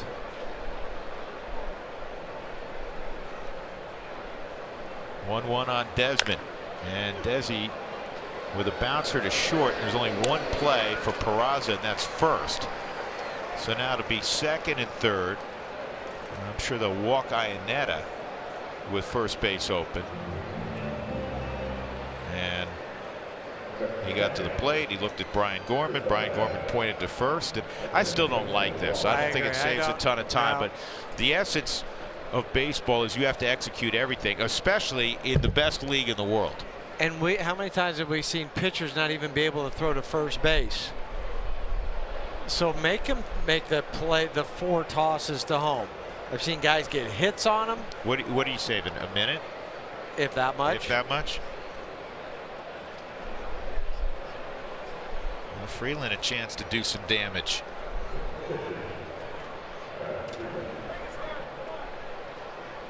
Fly ball to center field and a strikeout for Kyle.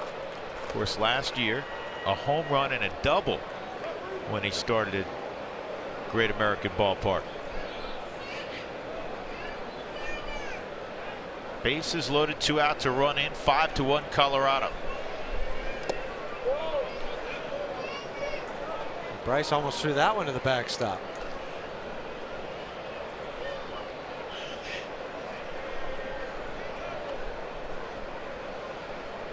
Bryce went to high school in North Carolina, but he was born in Hong Kong.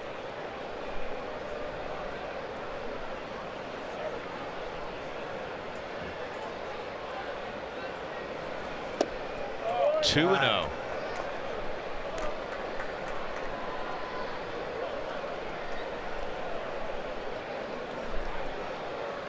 They got some big, strong dudes, don't they? Yeah, they do. Bryce, Lorenzen. I mean, Lorenzen, yeah. DeScalfani is a big guy. Started tonight. Way outside. Now it's 3-0. I don't think Stu needs to give the take sign to Kyle. That's kind of automatic here.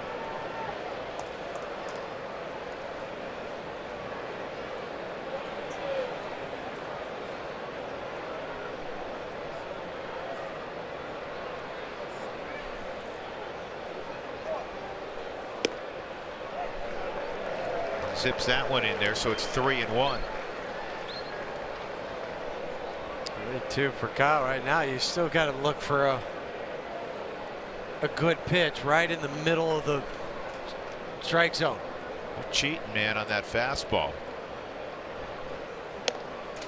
Oh, caught the edge of the Subaru strike zone. That's a great take. I don't know if he was taken the whole way or not, but that was a borderline pitch. Good frame too by Barnhart. So it's 3-2. Ball 4. He walked in a run. Kyle Freeland jogs down to first, and it's 6-1. Speaking of first, that's Kyle's first RBI this year. What an at bat.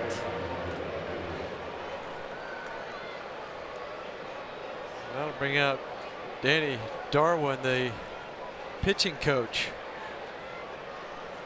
Is that who you want to see after you just walked in a run, Dr. Death? No. Well, and also as Wandy Peralta gets up to get loose after the manager intentionally walked the guy before that.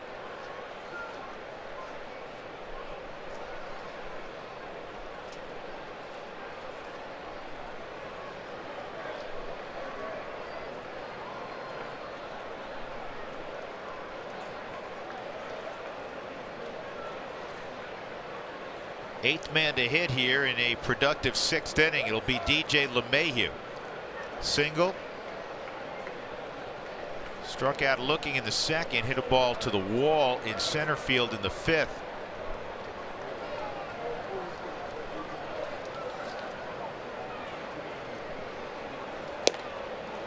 And there's a strike.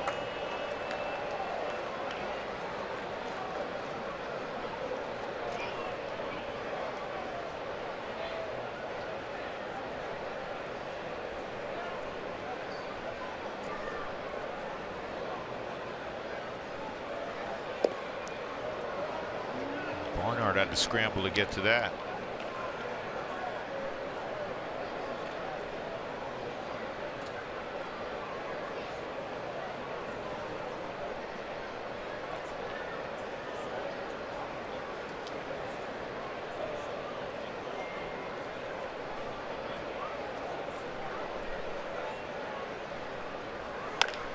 And a bouncing ball to short should get the Reds out of this one. Jeanette made sure he stagged the bag, and that's all for the Rockies. But the first two men reached, Arenado and Gonzalez, and they came around to score 6-1 Rockies.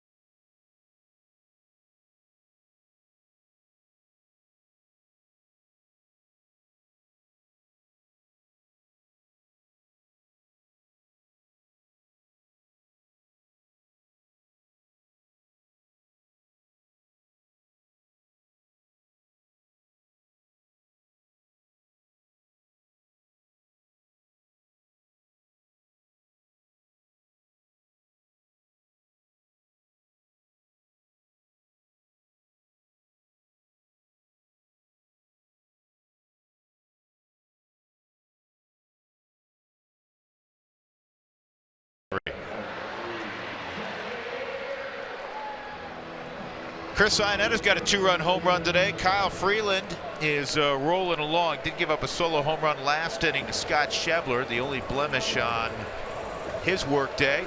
In the sixth inning, it's the top of the order, Jesse Winker. Tucker, Barnhart, Joey Votto. Winker, he has struck out twice. Another low pitch count day for Freeland. Just 67 pitches to navigate 5 innings worth of work. And this is on the ground up the middle, a base hit.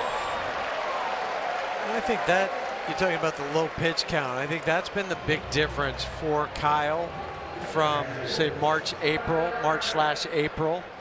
to May in his numbers.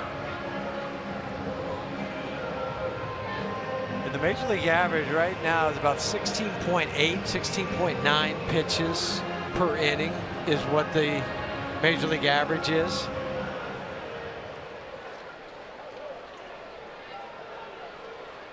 So here's Barnhart, the switch hitting catcher. Ground ball to short and a base hit. And this is a fly ball, or at some point in time described as a lazy fly ball. And that was a lazy fly ball. It was a lazy fly ball. Yep. The Rockies are celebrating Play Ball Weekend this Saturday, and all kids through the gates that day for the Rockies Diamondbacks game will receive an MLB Play Ball Weekend wristband.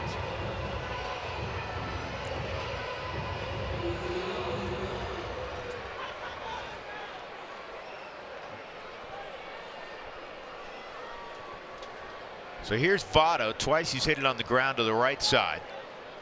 They've come inside twice to Votto to get that jam ground ball. This time they start away on the Subaru strike zone.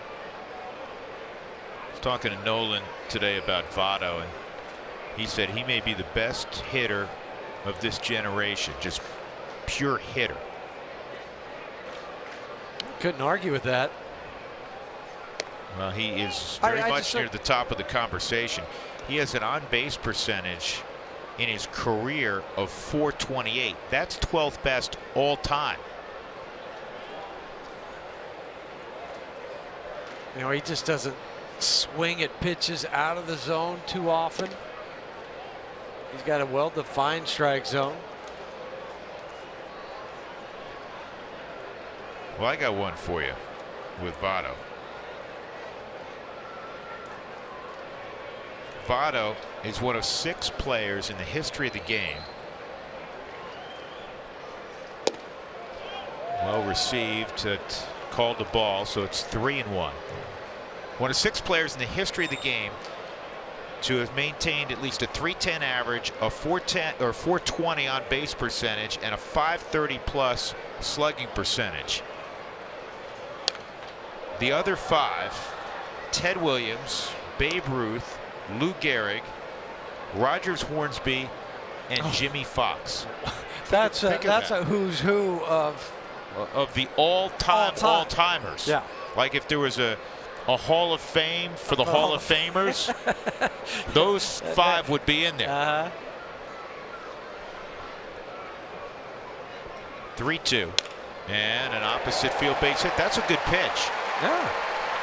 And that's why he is who he is. So there's 2 on with 1 out for Eugenio Suarez. Well, Joey chokes up. So it doesn't matter where the pitch is. He's got the back control on the Subaru Supermo. That ball's inside. He had to drop that left elbow so close to his body to make sure he could pull the hands inside. It kind of reminds me of that drill you were taught as a kid. How close could you stand to the fence and still be able to get the barrel through without hitting the fence? You know who he reminds me of, honestly? And Todd didn't choke up, but he reminds me of Helton because he has exceptional hand-eye coordination, and he'll swing the bat at different planes. We used to see Todd, sometimes the bat was vertical to the ground, and he would make contact, square it up. And you look at the comparison over 162 games, their average, the batting average almost identical, the home runs almost identical. Ribbies, you favor Todd. Runs very close, slugging percentage almost identical. And they can both field their position. Yes. I mean, complete all-around players.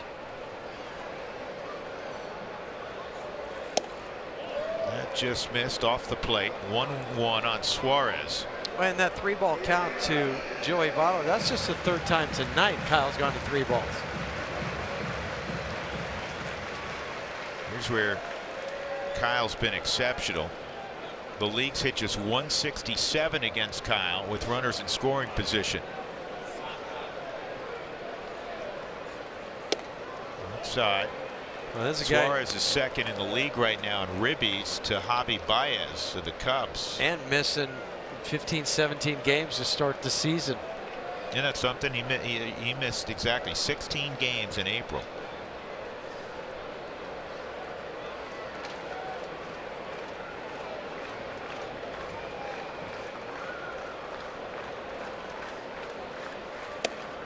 Good pitch. Well, it was called a strike. I'm looking at the Subaru strike zone. May have been a nice gift from Brian Gorman, but I thought he missed a pitch in the last at bat to Votto. So you'll take it. 2-2. Cutter on the Subaru Supermo.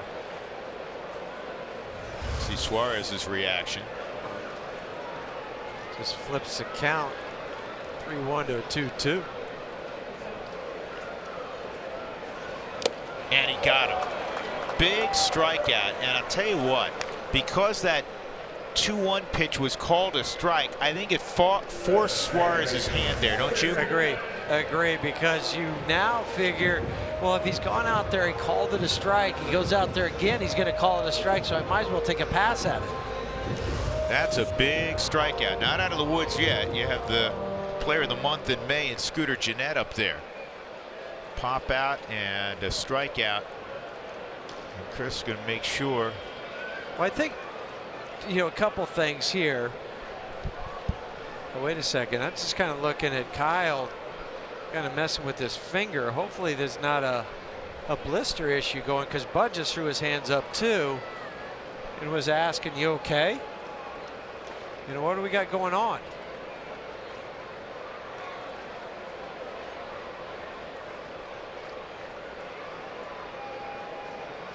If you wonder I why. think Bud's going to go out real quick, Drew. He started to. And yeah, then he stopped. If you wonder though why it's so prevalent with pitchers, it's the laces. Yes. The friction, the laces, especially when you're spinning pitches. That's a strike. I was talking to the king of blisters and Rich Hill the other day, and that's what he said. I said, you know, is it on your curveball? He said, no, it's mainly on the release on the fastball, that friction when it's coming off your fingers. He said, because the seams feel higher.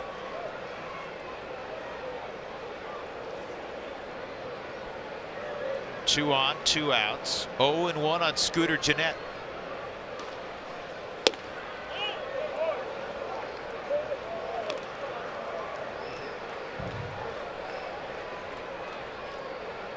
Has to be really comfortable right now if you're Chris Iannetta to catch, or Tony Walters to catch Kyle Freeland. Man, he hits your targets. You're able to really stick pitches and work pitches for the umpire.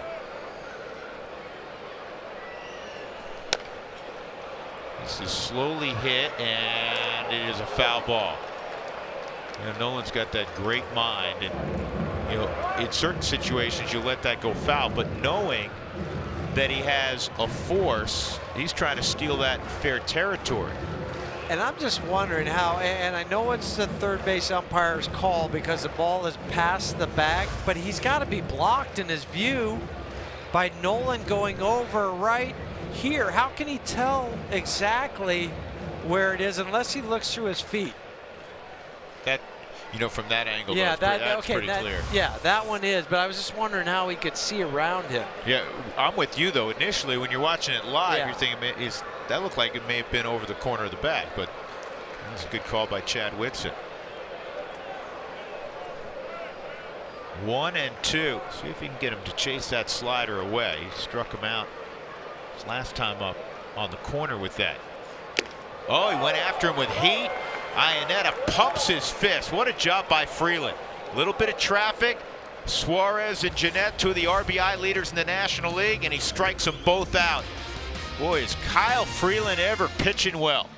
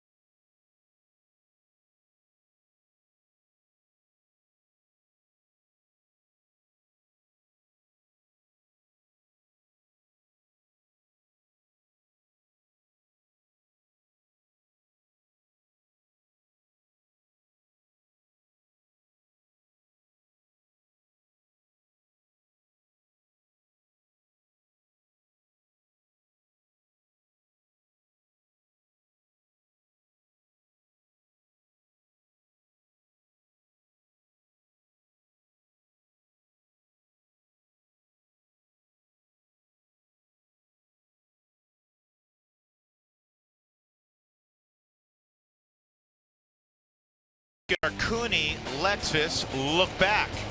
Charlie Blackmon in the first with his buddy DJ aboard, rips a triple down the right field line. DJ trots home. Rockies up 1-0. Second inning with a man aboard. Opposite field high fly ball from Chris Iannetta. He muscled it out of the ballpark after a Desmond base hit. Kyle Freeland, the only run he's given up, a solo home run to Scott Schebler. You got Scooter Gennett to end a mild threat in the 6th inning. So we move on to the 7th. Blackmon, Arenado, Gonzalez, and Wandy Peralta is now in the ball game. We're taking a look right now at Freeland to see if they want him to continue or they're concerned about the finger. I don't think they're too concerned. They went over, they talked to him, he kind of showed it. Then you think maybe it's a nail more than a blister. But then as soon as they talked to him, they walked away and they're leaving him alone. So that tells me he's fine, or whatever he had to say is he's good. He's at 84 pitches. Charlie with a base hit up the middle for Blackmon, his second knock of the ball game. And for the Rockies, they've hit double digits now in base hits. That's 10. Well, here they are in between innings. Just kind of taking a peek at it. Doesn't seem too concerned as Steve Foster. He walks away. And that's pretty much it. Exciting stuff. Yeah. That's what you want. Yeah, you want dull. Boring. You want dull. Nolan in a knock in the 6th inning, and he would come around to score. 1 for 2 and a walk. Leading the National League in slugging at .584. We'll look at the numbers on Wandy Peralta. Yeah, in the 31 games, that just trails Sammy Solis of the Nationals and Brian Shaw of the Rockies for most in the National League.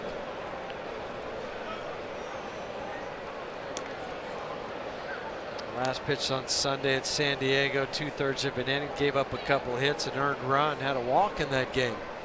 But one thing he hasn't done in a long time is give up a home run. Time to snap that right now. 31 1/3. The last time he allowed a home run, the 11th longest active streak in the major leagues.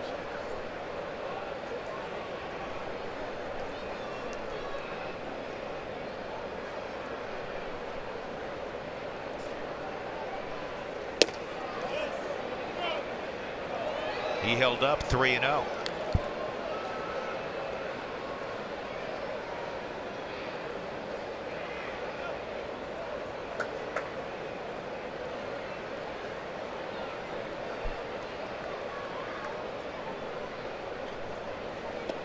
And a walk to Nolan. So 2 on again, nobody out for the Rockies. It's the 3rd time that's occurred in this game. And Cargo, who's got 2 hits and 3 at bats, will make his way to the plate. You know, one of the challenges for a manager is to keep a poker face, because there's always a camera on you. Sometimes you probably want to throw your hat or something, but you probably can't do that.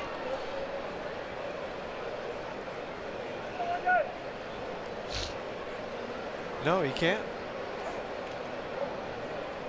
Because the players will see that if a manager's reacting. They'll read all that body language. Well, a reminder, tomorrow afternoon is the Futures game at Coors Field. Top high school talent in the state. Admission is free. The gates open at 1 o'clock, and the first pitch is 2. It's a treat to see some of the best players in the state. And I'm sure tomorrow will be a special day for several of those kids, because sure they may have their name called at some point tomorrow as rounds 11 through 40 take place. And we'll have so if you're a baseball nerd like us, we would be there. That's right. We would be there. We would be there. Make your way to Coors Field. You'll be entertained. And it's so neat to see all the kids come together. Yeah, kids have been playing against each other in a lot of well, probably since they've been 8 or 9 years old. Yeah, with travel teams, and they know each other from different high schools, and get a chance, even if they had never met other than on the diamond, a chance to play on the same team.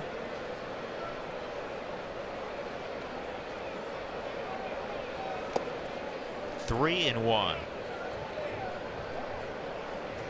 Cargo in a great hitter's count.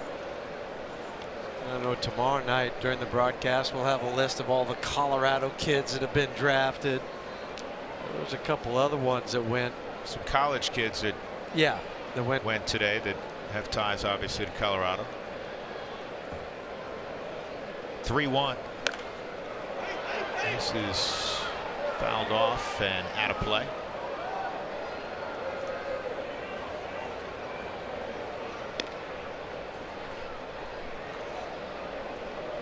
And the Rockies trying to end a 4-game slide. That's their longest of the year.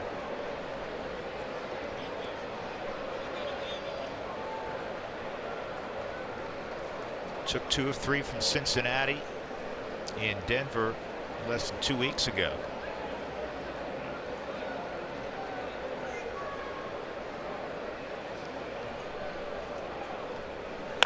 Cargo crushes this one to center field. Take a good look. You won't see it for long. Wow. Was that ball ever punished? Oh, man. I was talking about the homerless streak, 31 and a third games for Wandy Peralta since the last time he's allowed a home run. It needed an end. That may have counted twice. That was a vintage Cargo home run. Mercy. His 6th of the year. He's got a 4 RBI night. Well, this one is so far back into center field.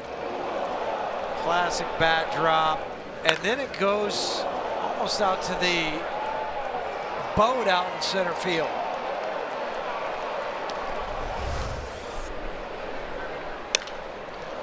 Now Story hits one in the air to center. And that's caught out there by Schebler. I'm still looking out there. That had to be 460. And everybody gets tacos. The Rockies have run past 7. Don't forget to go to your participating Taco Bell locations tomorrow between 4 and 6 to get your Rockies taco special. Live Moss at Taco Bell. Well, I said past 460. Yeah. They measured it at 473. Oh my. That's one of the longest home runs in baseball this year. Parra takes inside. Gerardo with a couple of knocks and an RBI this evening.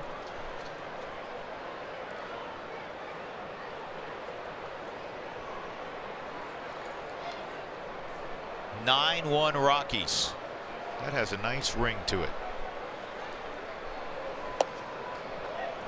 This never gets old watching Cargo swing, and so we'll slow it down on the Subaru Supermo. Everything's connected. The foot's down, the hands come through. You said it, Drew, 473 feet. Cargo also has his average to 266. How about that? Yeah, 266. Just, I mean, can't even describe that at home, the feeling when the ball hits the bat and you really don't even feel it. That's what it was like on that swing for Cargo. Here's a little another note on Cargo. You know, he's getting locked in. Further evidence of that, Huey, he's 7 for his last 16 against lefties. And he went the better part of a month. Oh, yes. Where Buddy just didn't put him in the lineup against lefties. Now, Well, it's not to say he's going to play against every lefty, No. but now you're going to pause if you're Buddy and say, wait a second, I got Cargo back. Yeah, it wasn't fair to Cargo to put him in the lineup at that time with this swing.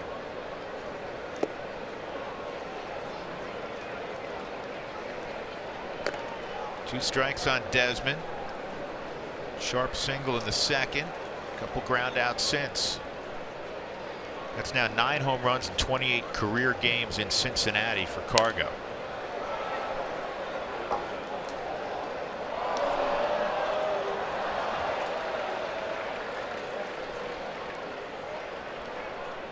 Holy guacamole, Cargo.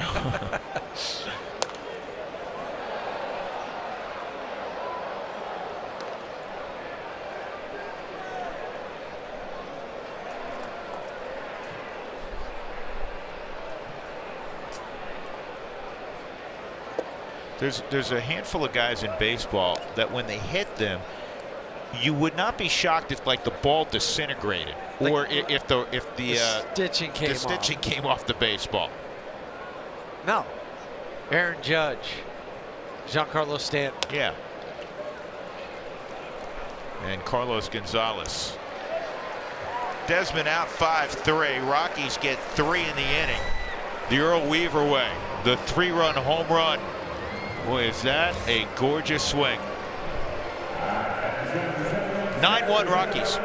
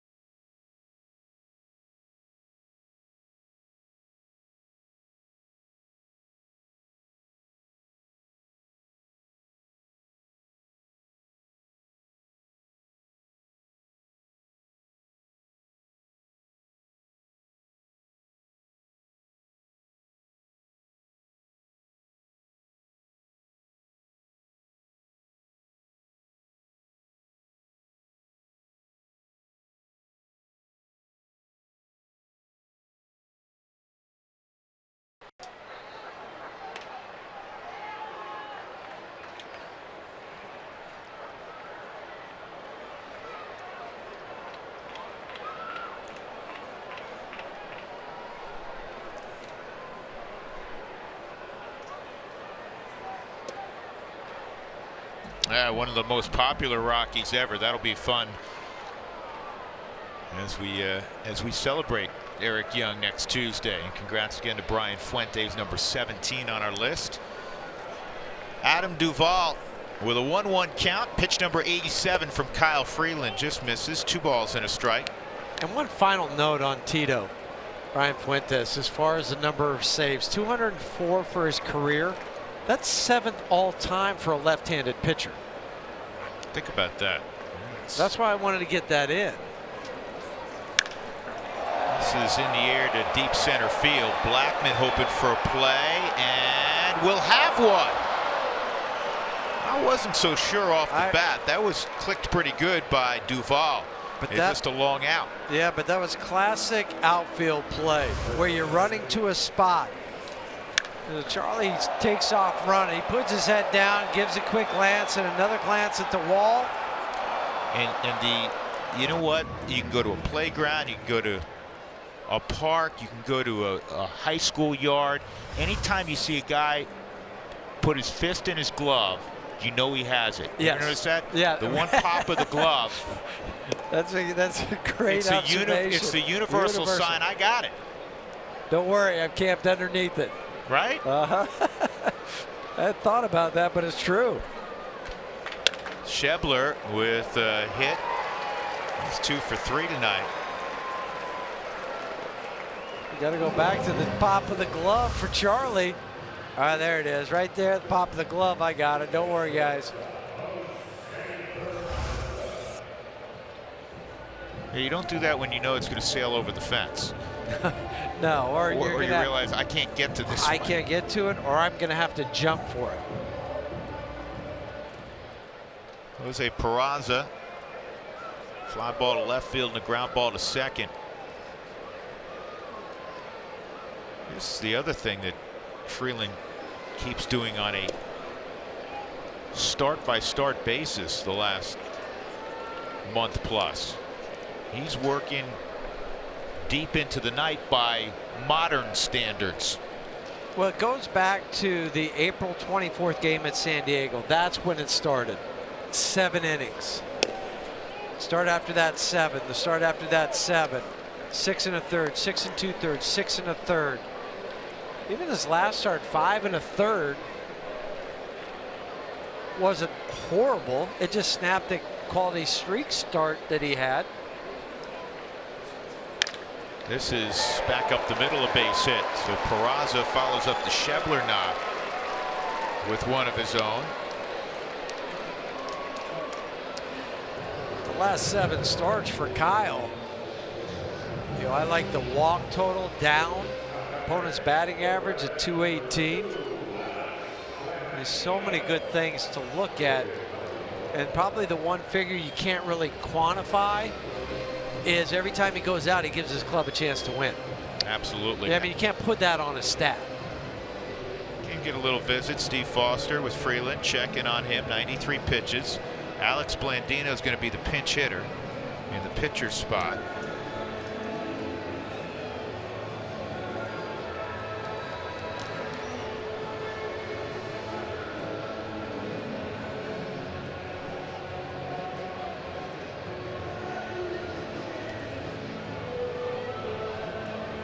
Mike Dunn starting to crank it up.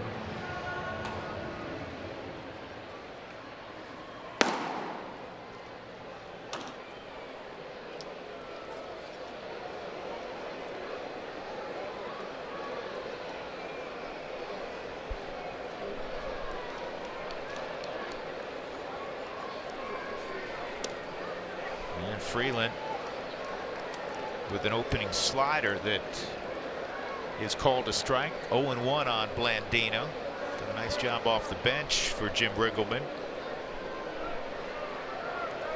How about, speaking of guys off the bench, Charlie Culberson for Atlanta, the former Rocky, hit another walk-off home run the other day. He's got 2, and he's got 4 in his career. Last year he had the one in the World Series, but I don't know if that was that wasn't a walk-off. That was just a home run. But he was great in the World Yeah. Series. I'm happy for him because Yeah, you and I know Charlie well. He is a great, great young man, and happy for his success. And some of the big home run hitter guys, you know, that 400 or 500 home runs in their career, have only 4 or 5 walk-off home runs. It was really amazing, that number, and seeing some of the names on that list. Yeah, you're absolutely right. There's some huge names that don't even have, 4 in long and distinguished careers. 1 ball, 2 strikes on Blandino.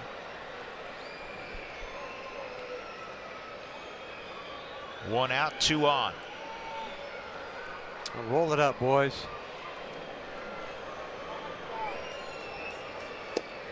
All right, get a strikeout. Either way. And now he'll have Winker coming up. He's gotten Winker twice. Winker does have a base hit. An opportunity to go left on left and hopefully finish his evening. Yeah, Buddy just did something that he's done quite a bit this year. As he looked at Kyle, he called his name out and gave him the fist pump. Let's go. Finish it right here.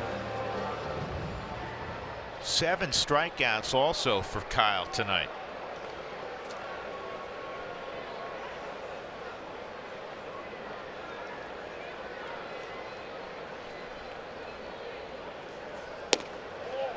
I don't know how Winker didn't swing at that. That's a tough pitch to lay off of.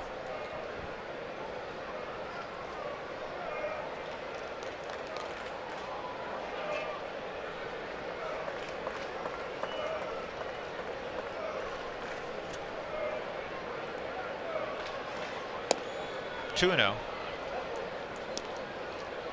Rockies enjoying a 9-1 lead. Couple of home runs, Chris Iannetta tonight, and a 3-run shot last inning from Carlos Gonzalez. And multiple runs in 4 innings. Yeah, you gotta like that.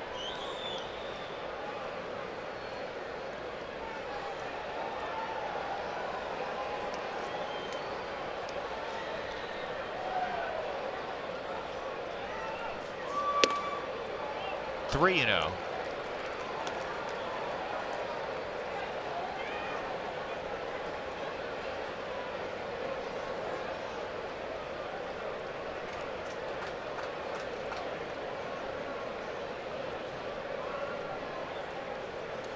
Schebler at second, Peraza at first.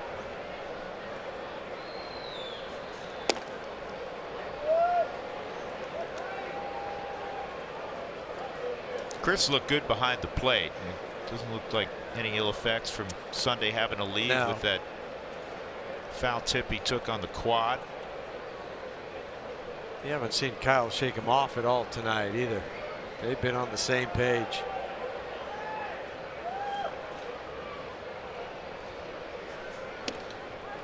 And misses there. That's the first walk he's allowed today.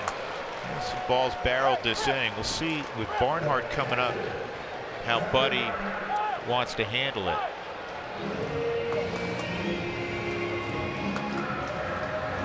He wants a conversation, maybe in front of bringing in Mike Dunn. Well, it's a whole new ball game with RBI Baseball 18. RBI Baseball 18 delivers all new franchise mode and much more. Learn more at RBI.com, RBIGame.com. Rated E for everyone.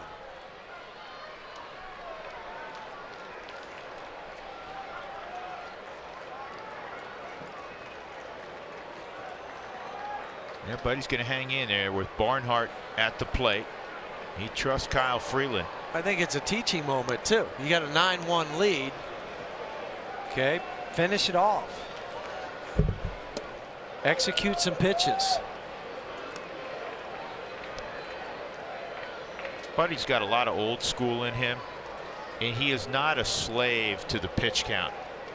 Not saying he's going to let one of his guys throw 125 pitches in a game. But alarm bells don't necessarily go off just because Kyle's reached 100 pitches. 1-1. And I think that's fourth pitch is now a season high. He had 103 previously this year.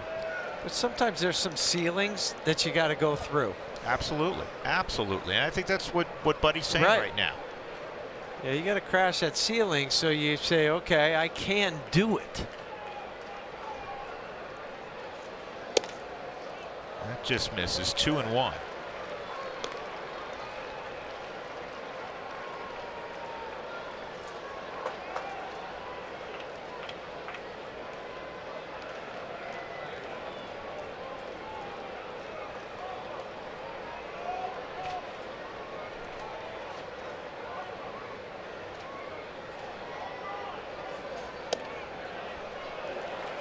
And 3-1.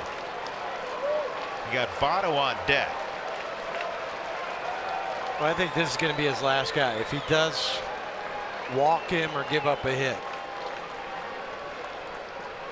You got Scott to join Mike out in the bullpen.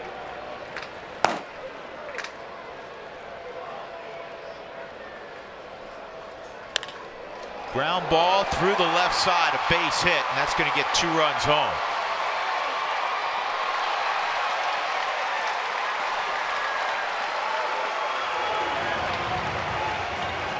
So Barnhart makes it 9-3. And Buddy will have to go and get Kyle Freeland. Well, ahead in the count 3-1. Tucker gets a fastball and he beats it into the ground, but found a hole past a diving Trevor Story. A couple RBIs for Tucker. That's 18 on the season. Ends up being 107 pitches for Kyle. 66 of them for strikes. So A very strong outing once again from Kyle Freeland. Didn't finish the way he wanted. Back in a moment.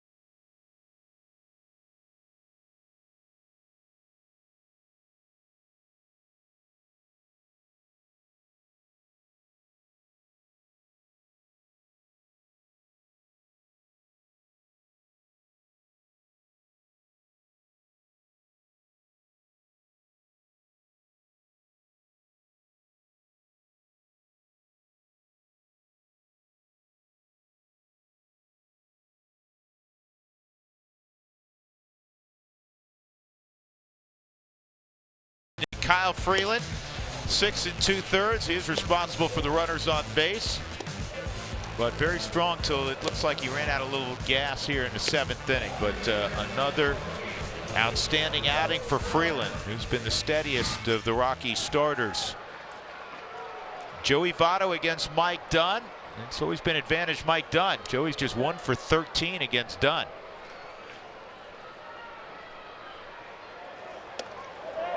And he beats him with that fastball.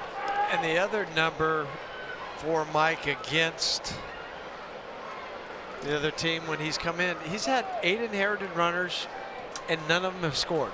And that has been really a downfall this year of the Rockies. Over 40% of the runners, inherited runners, have come around to score.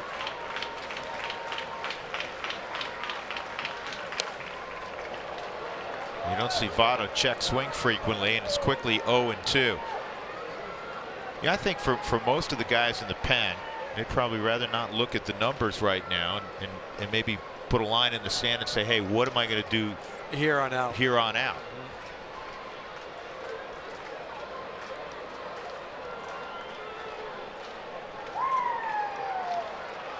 Dunn ahead, 2 strikes on Joey Votto.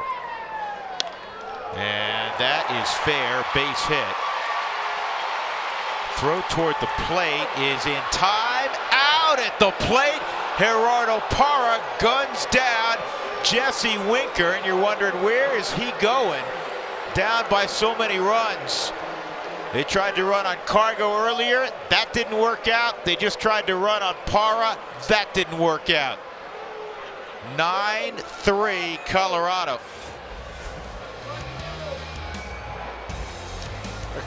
Gerardo again coming all the way in the air, trying to tell him where to slide. Well, when you make a throw like that, you have nowhere to slide. You're out. What a throw. 2 outfield assists tonight for the Rockies.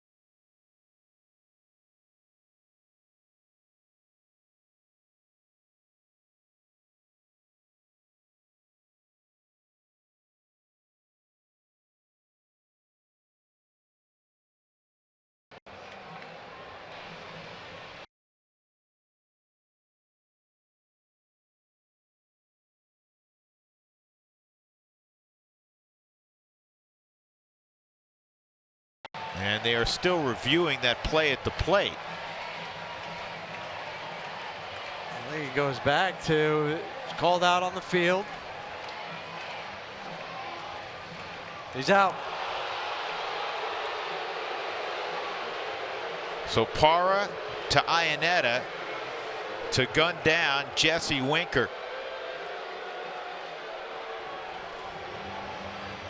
So now we'll take another break. When we come back, the Rockies will still be up 9-3.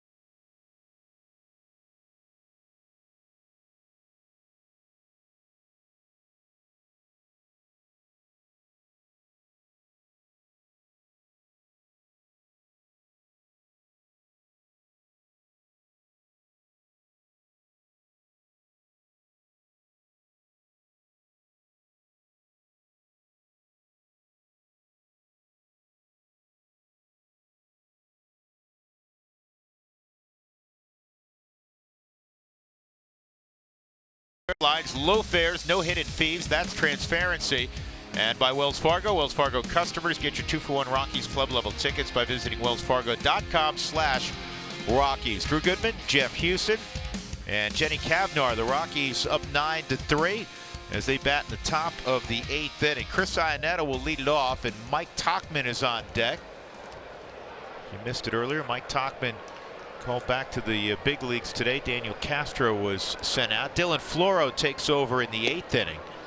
And his slider's in there for a strike. Iannetta's had a nice ball game. 2-run home run. Grounded out to third, an intentional walk. So he's 1 for 2.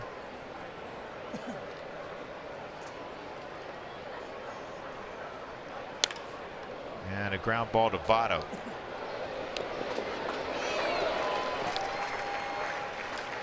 Take a peek at some of the replays to end that inning.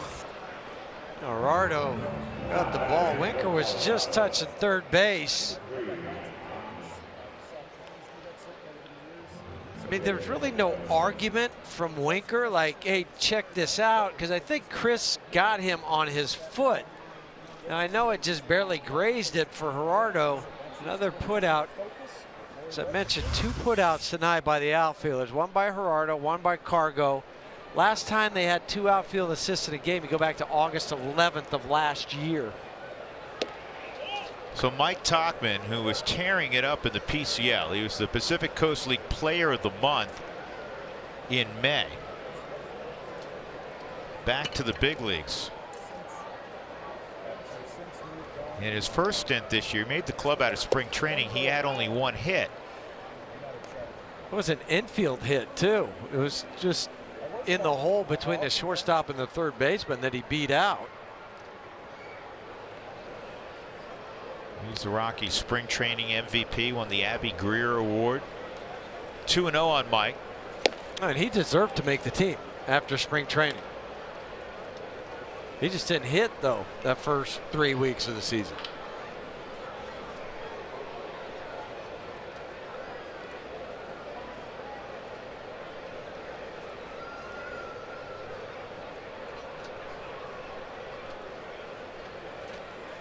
He takes a strike.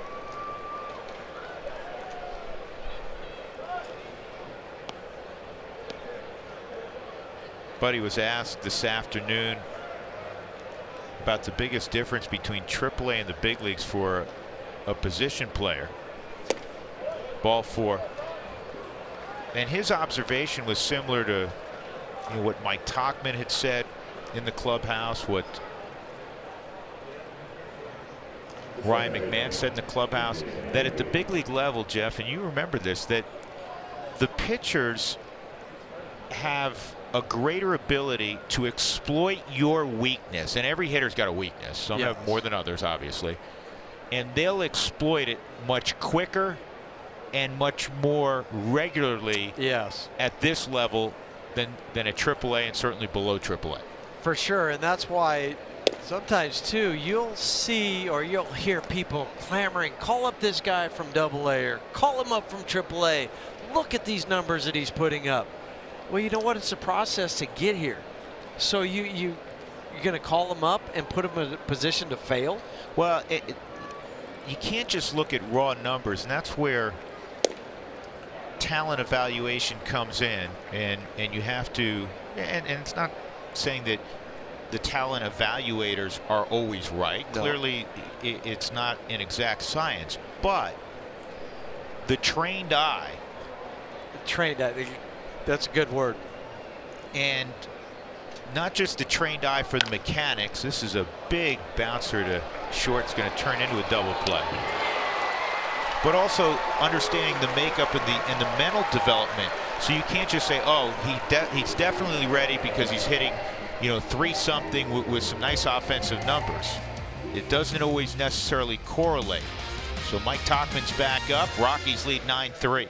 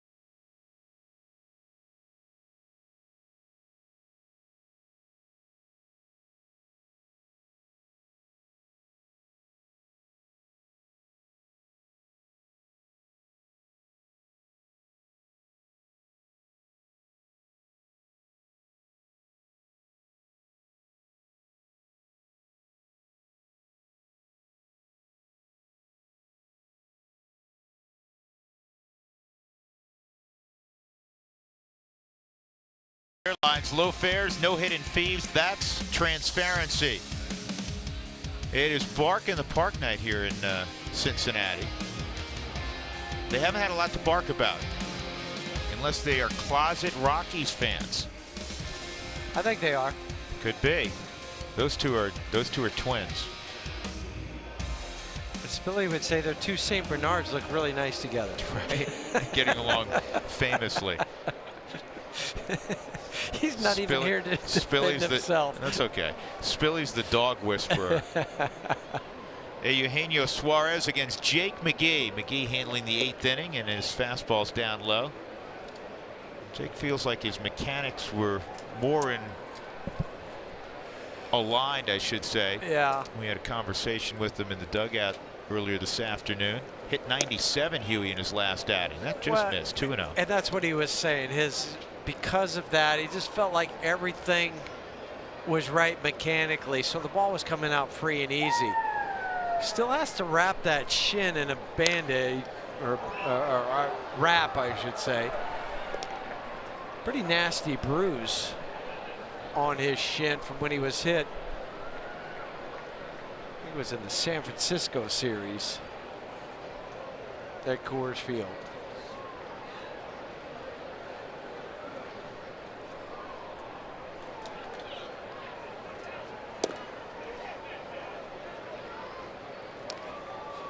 Two and two.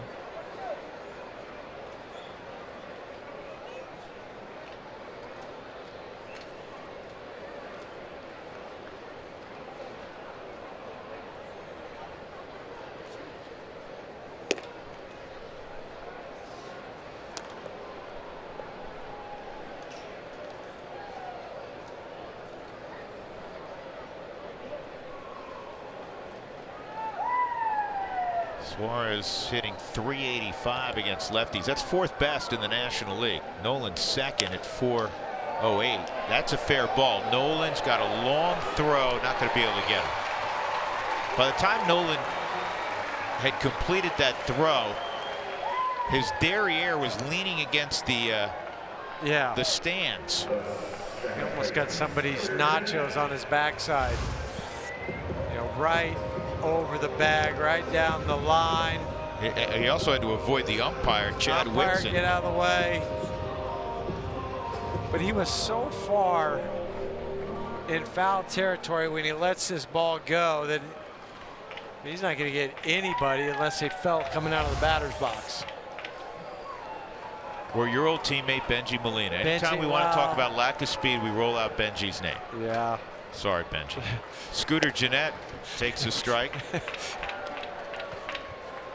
He would have got Benji. You're right. He would have got Benji.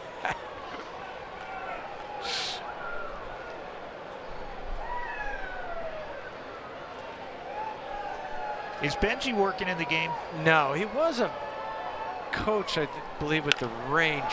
Center field, and Charlie can't get there.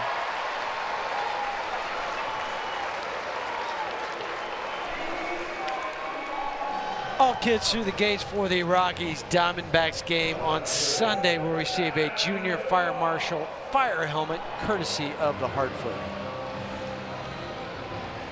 So an infield hit and a soft single to center, and that'll bring up Duvall. 6 of the 10 hits for Cincinnati have occurred in the last inning plus.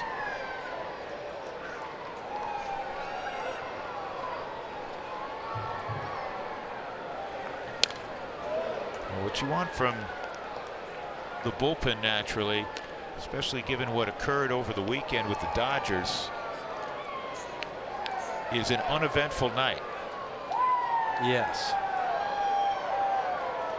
And you don't want to start to get that, oh no, kind of feeling.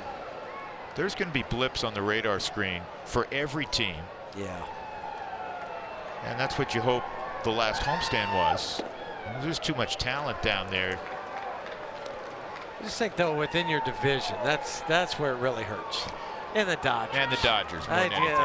That's smart. The Dodgers. Ugh.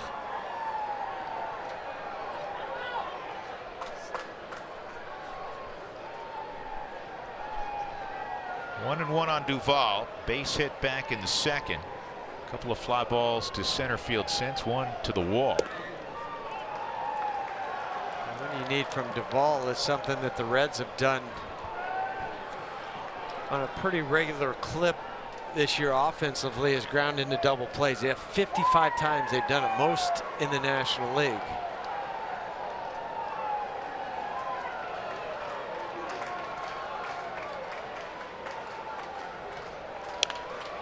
And the Rockies have that airtight defensive unit, not only in the infield, but you've seen it on display in the outfield with the outfield assist from Cargo and Parra in tonight's ball game.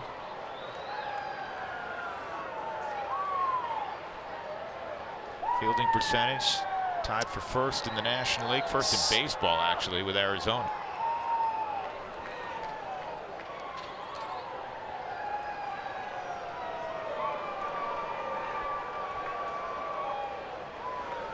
Got it. A little extra mustard on that fastball at 95. There's the first out of the inning. McGee fans Duvall, and that'll bring up Schebler. Good to see the velocity carry over from Sunday's game to Monday's game. Just attack Duvall, Subaru Supermo. Just got a note from Dougie. Max Scherzer tonight beat the Rays 4-2 with Washington. He threw 99 pitches. How many do you think were strikes? 70. 81. No. Threw 81 strikes. He only threw 18 out of the zone. There's a strike on a swing. He also had, for the second time in his career, an inning in which he struck out the side on 9 pitches.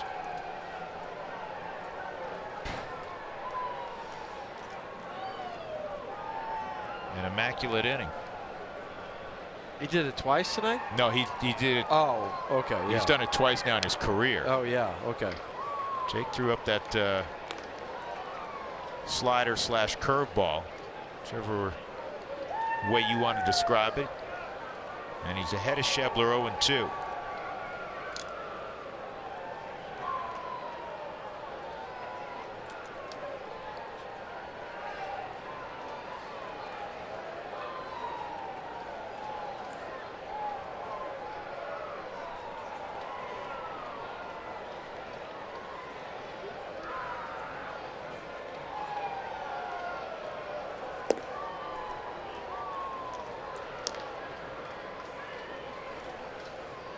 Todd Helton used to slap his quad to tell him to stay back. Yes, his left leg. His left leg. Yeah. Jake just did that to remind himself to stay over the rubber. To his left leg. To his left leg, his drive leg.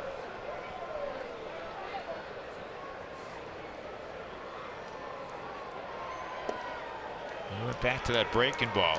2-2. If the body starts to drift as a pitcher, body starts to drift to the plate before your hands have really separated, you'll be late separating your hands, and so your arm drags as that front foot's coming to the ground, and it never gets on top. So that's why pitchers remind them to stay back.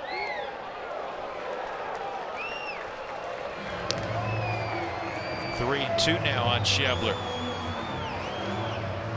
Singles by Suarez and Jeanette.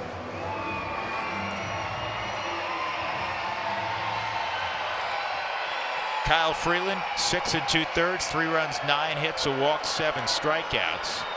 2 of the 3 runs came in that 7th inning against him.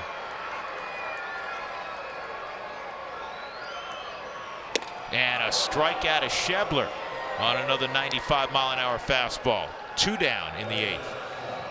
And that'll bring up Jose Peraza. Jake said enough messing around.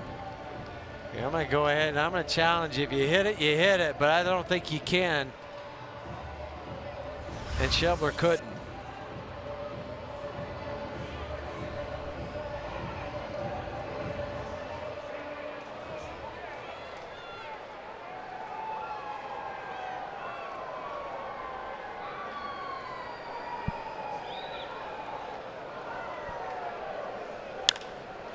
In the air to right, Cargo near the line, lays out. Did he make that catch? Yes, he did.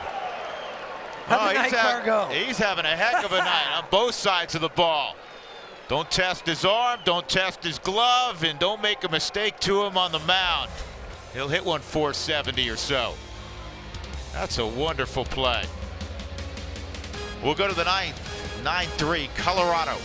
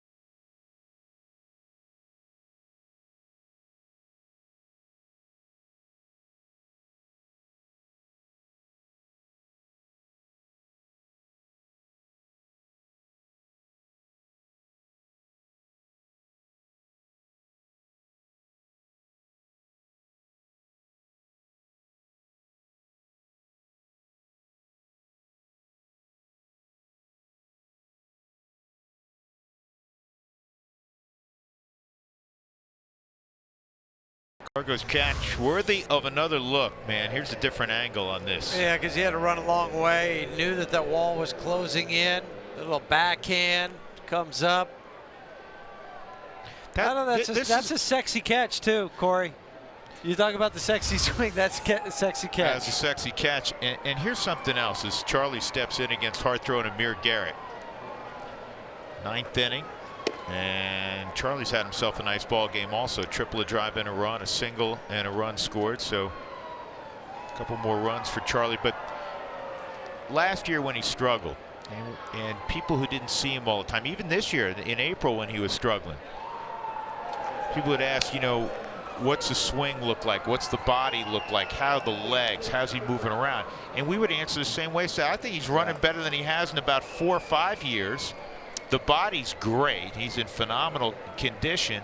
The swing, the bat speed, everything seems there. It just, the numbers weren't there. He hadn't gotten himself, you know, in the right spot. Now it looks like he's getting himself in the right spot offensively. And that catch, I think, is demonstrative of a guy that's healthy. This ball's hit a long way to left toward the line, and it bounces just foul. But you're right, where Cargo was playing to make that catch, where he had to go that far, slide, the legs are good. We've seen him steal some more bases this year, which he didn't do last year or the year before. And I think now you're seeing the bat speed because mechanically he's right. You know, at times it looked a little long, and then maybe it wasn't coming off as consistent off the bat as it could have. But now you are seeing that again. The leg kick will always be pronounced, but it is not as elaborate as it was. This is toward the middle of the diamond. It give Charlie his 3rd hit of the ball game. Blackman came in hitting 288, and he's nearing a threshold he's accustomed to being over, and that's the 300 mark. Well, Amir Garrett, one of those just hard-throwing left-handers, pretty low ERA, batting average against. Pitched last Wednesday at Arizona, so he didn't pitch at all in the San Diego series. Here's Nolan, 1 for 2, couple of walks. He has scored a couple runs.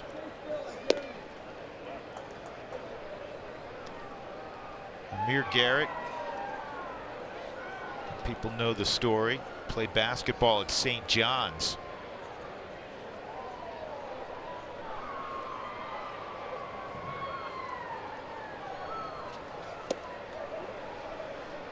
Two strikes. Is that the Red Hawks? See? The Red Storm, right? They changed their name. It used to be, it was the Redmen, and they changed their name. Red Storm. To Red Storm.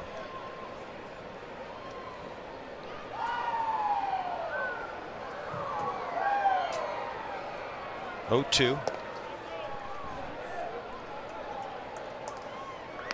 No, that came across at 98. Well, that's what he has.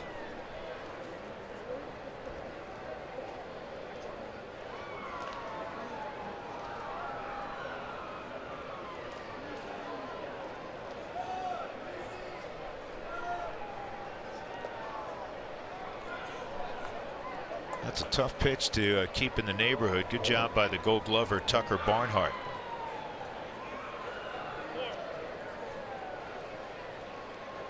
Nolan 2nd in the National League in batting average against lefties.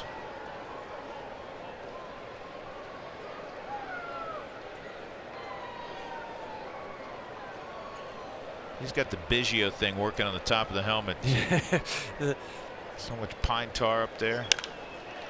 We got a pitch to hit. Got the barrel on it, but was underneath it. Popped up. Peraza waiting. He's got it. 1 out, and that'll bring up Cargo. What a night it has been for Carlos Gonzalez.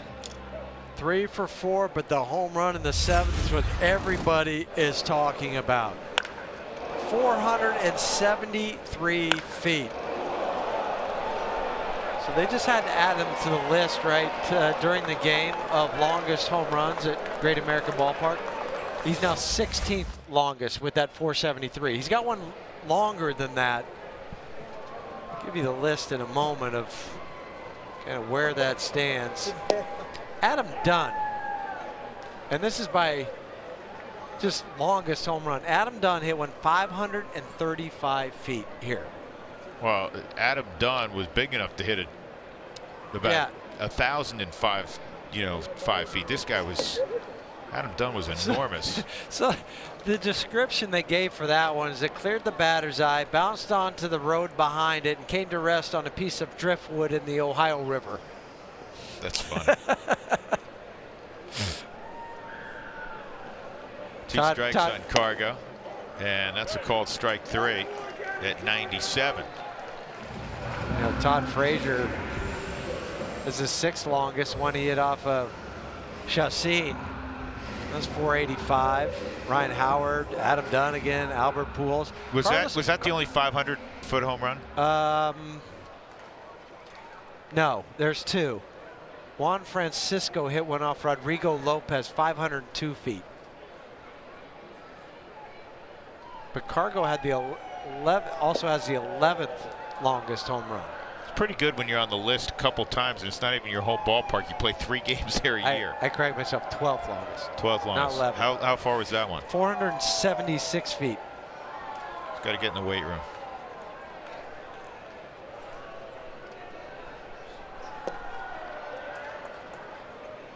Trevor Story, I'm looking at the at my scorebook. Trevor, believe it or not, is the only Rocky without a hit.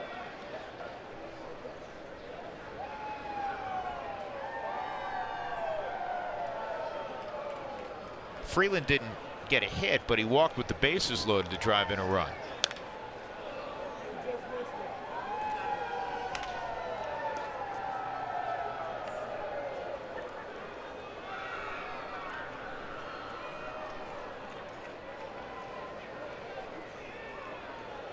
It started early too, with 3 hits in the first inning, 2 runs scored.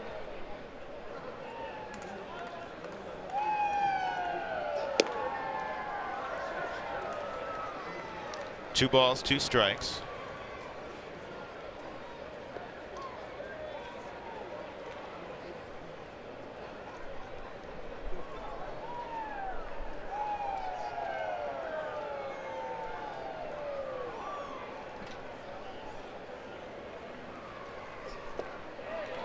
And Amir Garrett strikes out Story. So we'll go to the bottom of the 9th inning. The Rockies need 3 outs to shake hands. They're up 9-3.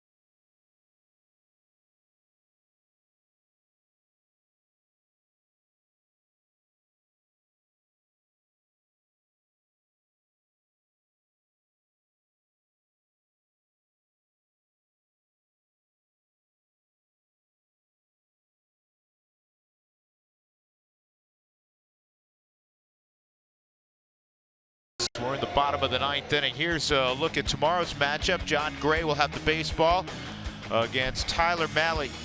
And we'll be on the air at 4:30 Mountain Time right here on AT&T Sportsnet.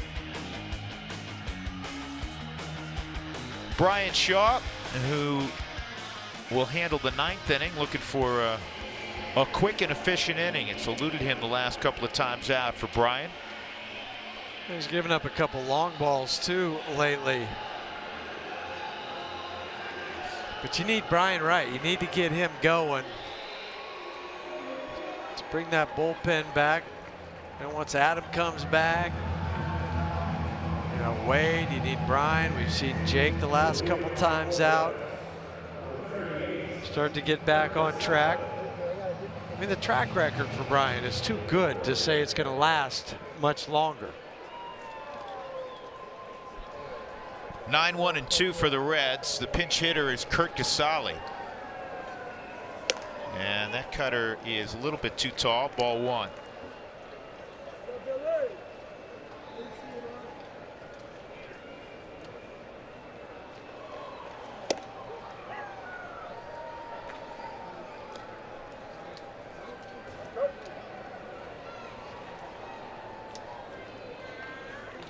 Here's the 1-1 from Shaw, and that's fouled off.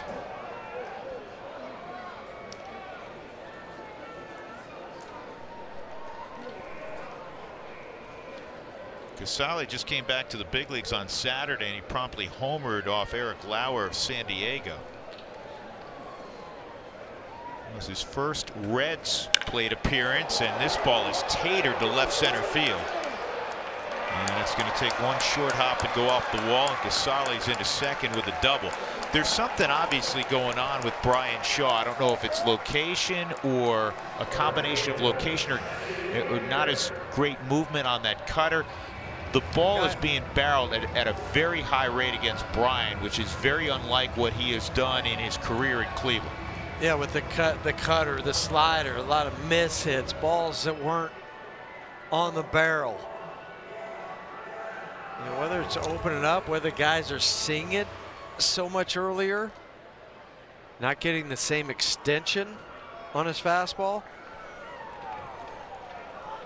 So here's the top of the order and Jesse Winker. Again, certain things you look at, velocity. Velocity's been really good. But the results obviously not what Brian's accustomed to, and that's going to be a wild pitch. And this, you know, clearly is a guy that the Rockies have to get right, because he's, you know, he was signed to be one of your high leverage guys, handle the 7th or 8th inning. And he's done it before. He's done it exceptionally well for a long period of time. Yeah, and has been a guy that's been durable. You can count on his ERA last year right at 3.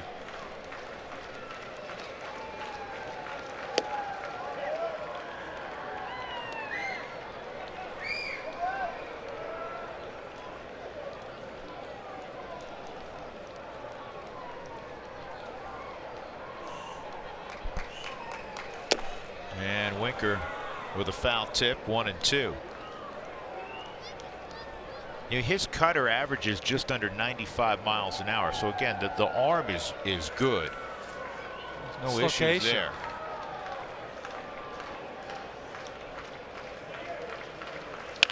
And this is a ground ball that Desmond makes a nice play on. Shaw will get to the bag. Run scores. That was a great feed by Desmond. Well, Brian was real late getting over.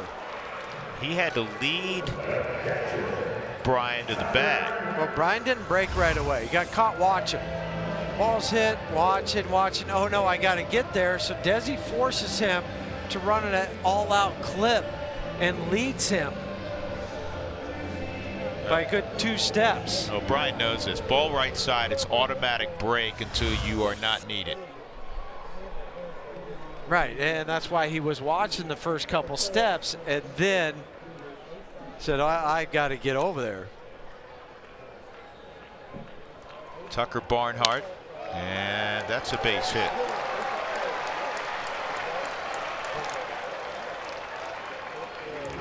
Three hits tonight for Barnhart. That'll bring up Votto. Votto's 2 for 4. Kind of a normal night for Joey.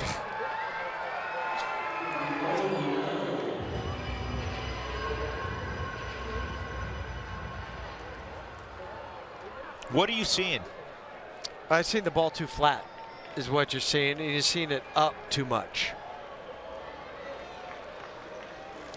That's a quality strike. But see the difference, 95 down there.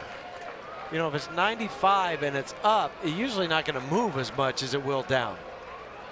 So the hitter, I can still find the barrel when it's up. Like right there. That's a base hit, inside out job, Joey Votto. That's very similar to the hit he threw out 2 innings ago when he threw out what he thought was going to be an RBI hit, and Winker was thrown out at the plate by Parra to end the 7th inning. 2 on, 1 out, and Suarez coming up.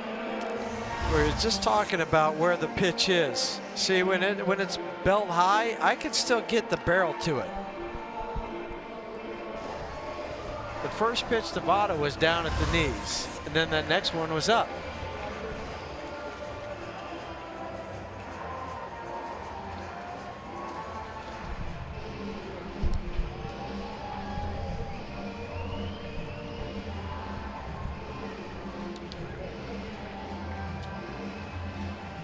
The last thing too you want to have to do is get somebody loose, and now it's going to be Wade Davis is just lightly tossing in a game that's 9-3 to begin the inning. It's the last thing that you want to do as a club.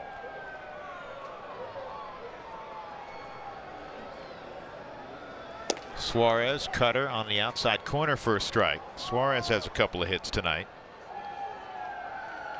His 44 RBIs, second in the National League, despite missing 16 games in April.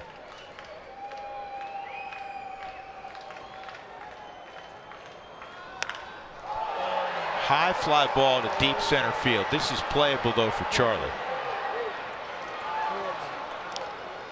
And that's the second out.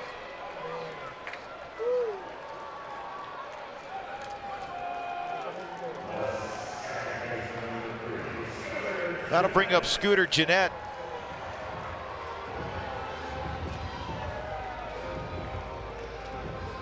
One for 4. His base hit came in the 8th inning.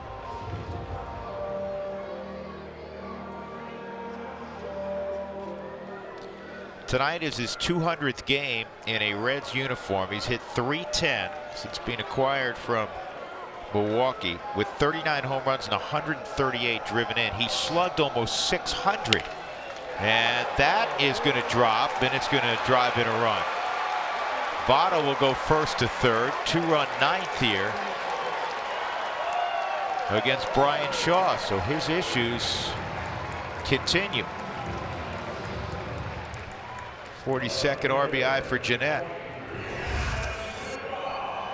Kind of sound like a broken record, but again it comes back to the location of the pitch. It was a cutter, but it was in. He was able to dump it into right field. 42 RBIs, just 2 behind Suarez.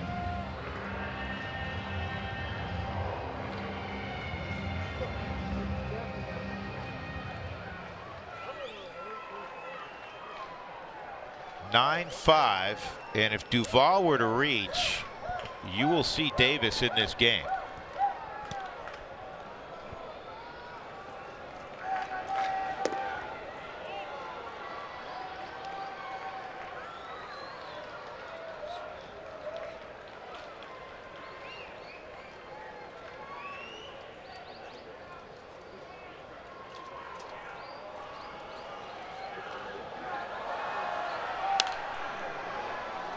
Foul back, 1-1.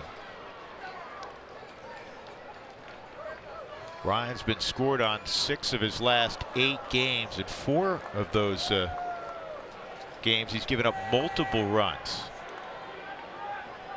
And I'm sure he is as perplexed as anybody. I'm sure he's been studying the video, working on the side, but his ERA, 6.75. And that is a base hit to right. And again, that's belt high. And now the tying run all of a sudden is coming up. And the other thing too is you kind of give Cincinnati a little hope at the end of this game. They're bringing the tying run to the plate in a game that you were up a moment ago 9-1. Or 9-3, excuse me.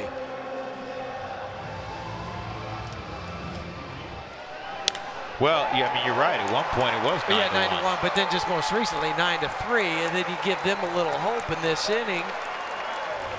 And Bud's going to have to slow walk it to make sure that Wade Davis is ready. And you got to bring your closer into a game that you led by 8 runs.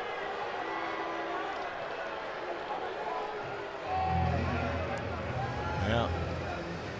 This has got to be really painful for a guy with immense pride who is used to great success as Brian Shaw walks off.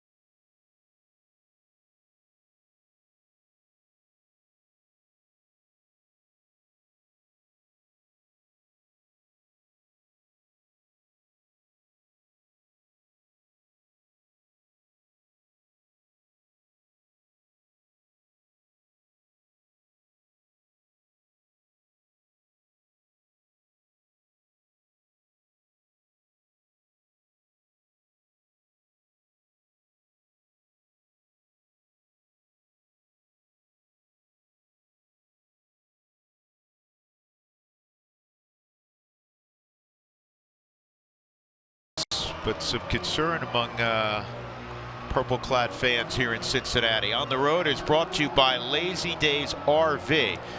Here's the upcoming road games for the Rockies. They'll continue this series the next couple of days in Cincinnati. They're home for 3, and then they go out on the road to Philadelphia and Texas. That'll be an interesting road trip next week. Philly's obviously one of the surprise teams this year. The Rangers have disappointed. And Wade Davis has been summoned to get the last out, and this has become a safe situation. Much tighter than it should have been. Well, Schebler represents the tying run. He's already hit a home run tonight. He's 2 for 4.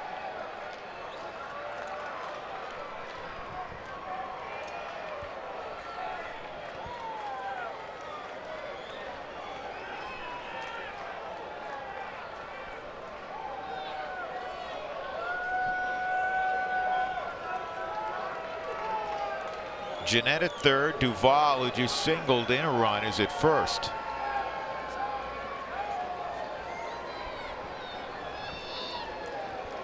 Wade had to back off for a moment because he gave a peek to first, didn't realize that Ian was playing behind the runner.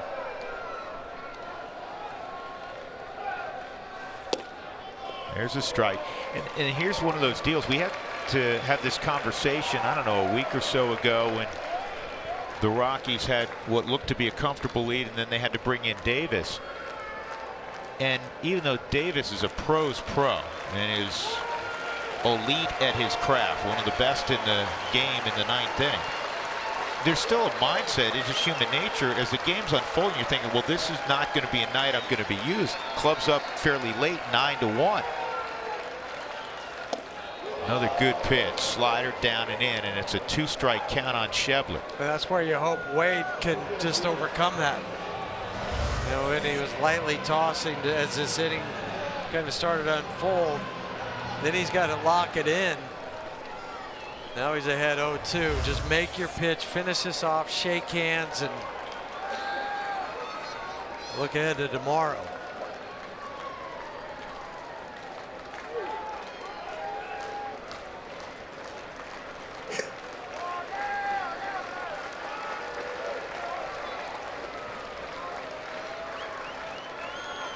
Threw about 3 different sets assigned. Wade never saw anything he liked. 0-2. Got him. Strike 3, ball game over. Painted the black. It took Davis only 3 pitches. And you can calm the nerves. The Rockies win it 9-6 to start this 3-game set in Cincinnati. The end of 4-game losing streak. They improved to 31-29. Kyle Freeland gets the victory. He is now 6-5. DeScalfani in his first start in more than a year takes the loss. And Wade Davis gets save number 19, and Buddy can smile. So the Rockies win it 9-6 to our Denver studios. We go. Here's Connor and Corey. Connor, all yours.